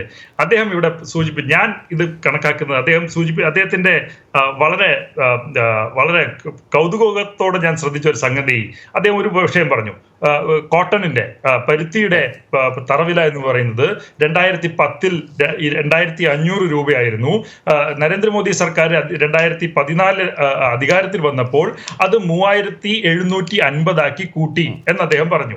അത് വസ്തുതാപരമായി ശരിയാണെന്ന് വാദിക്കാമെങ്കിലും അദ്ദേഹം വിട്ടുപോയ ഒരു വളരെ കൗതുകരമായിട്ടുള്ള സംഗതി എന്താണെന്ന് വെച്ച് കഴിഞ്ഞാൽ 2013-14 അതായത് UPA സർക്കാരിന്റെ അവസാന വർഷത്ത് അത് 3700 വർദ്ധിച്ചു കഴിഞ്ഞിരുന്നു എന്നുള്ളത് സൗകര്യപൂർവ്വം അദ്ദേഹം മറക്കുകയും അവർ കൂട്ടിയ 50 രൂപ എന്നുള്ളത് കണക്ക് കൂട്ടിയിട്ട് 2010 കമ്പയർ ചെയ്തിട്ട് വലിയ മാറ്റമുണ്ടായി എന്ന് വാദിക്കാൻ ശ്രമിക്കുകയുമാണ് അദ്ദേഹം ചെയ്യുന്നത്. അങ്ങനെയല്ല ചെയ്യേണ്ടത്. ഞാൻ പറയുന്നത് 2010 മുതൽ 14 വരെയുള്ള വളർച്ചാ നിരക്കും 2014 മുതൽ 2020 വരെയുള്ള വളർച്ചാ നിരക്കും കമ്പയർ ചെയ്ത് നോക്കണം. കമ്പയർ ചെയ്ത് നോക്കിക്കഴിഞ്ഞാൽ ഞാൻ കണക്കിപ്പോൾ പറഞ്ഞുതരാം. ഞാൻ പറയുന്നത് കേൾക്കൂ. 2010 മുതൽ 2014 വരെ നെല്ലിന്റെ തറവില 9.5% കണ്ട് വളർന്നപ്പോൾ 2014-നും 20-നും ഇടയ്ക്ക് നെല്ലിന്റെ തറവില 5% കണ്ടേ വളർന്നിട്ടുള്ളൂ. 2010-നും 14-നും ഇടയ്ക്ക് പരുത്തിയുടെ തറവില 14% കണ്ട് വളർന്നപ്പോൾ 14-നും 20-നും ഇടയ്ക്ക് 6% കണ്ടേ തറവില വളർന്നിട്ടുള്ളൂ. 2010-നും 14-നും ഇടയ്ക്ക് ഗോതമ്പിന്റെ തറവില 7.5% കണ്ട് വളർന്നപ്പോൾ 14 മുതൽ 20 വരെയുള്ള കാലഘട്ടത്തിൽ 5% കണ്ട് മാത്രമേ വളർന്നിട്ടുള്ളൂ. ഇതാണ് 3 എക്സാമ്പിൾ മാത്രമേ ഞാൻ ഇവിടെ പറയുന്നുള്ളൂ. വളർച്ചാ നിരക്കാണ് ഇവിടെ കൃത്യമായിട്ടുള്ള കണക്കെടുത്ത് നോക്കേണ്ടത്. വളർച്ചാ നിരക്കിൽ വളരെ കാര്യമായിട്ടുള്ള കുറവ് NDA സർക്കാരിന്റെ കാലത്ത് ഉണ്ടായിട്ടുണ്ട് എന്നുള്ളതാണ് യാഥാർത്ഥ്യം. 2, ശ്രീ കരീം ഇവിടെ പറഞ്ഞൊരു വിഷയമുണ്ട്. അതായത് എന്താണ് തറവിലയ്ക്ക് മാനദണ്ഡമായി നിങ്ങൾ സ്വീകരിക്കുന്നത്? സ്വാമിനാഥൻ കമ്മീഷൻ പറഞ്ഞത് കോംപ്രിഹെൻസീവ് കോസ്റ്റ് ആയിട്ടുള്ള C2 ആണ് ബേസിസ് ആയിട്ട് എടുക്കേണ്ടത്. ആ C2-ന് മുകളിലാണ് 50% വർധന വരുത്തേണ്ടതാണ് സ്വാമിനാഥൻ പറഞ്ഞത്. ഇവർ ചെയ്യുന്നത് എന്താ? A2+ ഫാമിലി ലേബർ എന്ന കുറഞ്ഞ ഒരു കോസ്റ്റ് എടുക്കുകയും ആ കുറഞ്ഞ കോസ്റ്റിന്മേൽ ഒരു 50% കണക്കിലാക്കി കൊടുക്കുകയുമാണ് ഇവർ ചെയ്യുന്നത്. ഒരു ക്വിന്റൽ ഏകദേശം 400-500 രൂപയുടെ നഷ്ടം ഇതുമൂലം എന്നുള്ളതാണ് യാഥാർത്ഥ്യം. ഇനി ഒരു കാര്യം കൂടി, കേരളത്തിന്റെ APMC കാര്യത്തിൽ Let me just clarify. Yes, ഒരൊറ്റ പോയിന്റിൽ ഒന്ന് കൺക്ലൂഡ് ചെയ്ത് പോകാം. സമയം തീരുന്നു. ശ്രീ ശിവശങ്കർ, ഒറ്റ പോയിന്റിൽ എന്താണ് പറയുന്നത്? കേരളത്തിൽ എന്തുകൊണ്ട് APMC തുടങ്ങുന്നില്ല എന്നുള്ളതാണല്ലോ വാദം. കേരളത്തിൽ APMCയുടെ ആവശ്യമില്ലാത്തതിന് അത് ക്ലിയർ ആണ്. അതൊരു തർക്ക വിഷയം പോലുമായി എടുക്കുന്നില്ല. കേരളം വേറൊരു ലെവലിൽ ഈ മേഖലയിൽ മുന്നോട്ട് പോകുന്ന കാലമാണ്. ഒക്കെ വാണിജ്യ ബോർഡുകളുടെ റെഗുലേറ്റഡ് മാർക്കറ്റുകളായിട്ടുള്ള പറഞ്ഞു എന്നാണ് ശ്രീ രാംകുമാർ. അതൊരു ഡിബേറ്റ് ഇഷ്യൂ ഒന്നും അല്ലാതെ അത് പോട്ടെ. ഇവിടെ ശ്രീ ശിവശങ്കർ, ഒറ്റ പോയിന്റ് എന്താണ് താങ്കൾക്ക് ഒന്ന് ക്ലാരിഫൈ ചെയ്യാനുണ്ടെന്ന് പറഞ്ഞത്? സമയം അദ്ദേഹം തീരുന്നു. പറഞ്ഞ കോട്ടന്റെ കാര്യം തന്നെ എടുക്കൂ. 3700 രൂപയല്ലോ. അതിനുശേഷം 2020 കണക്കെന്താ അദ്ദേഹം പറയാഞ്ഞേ?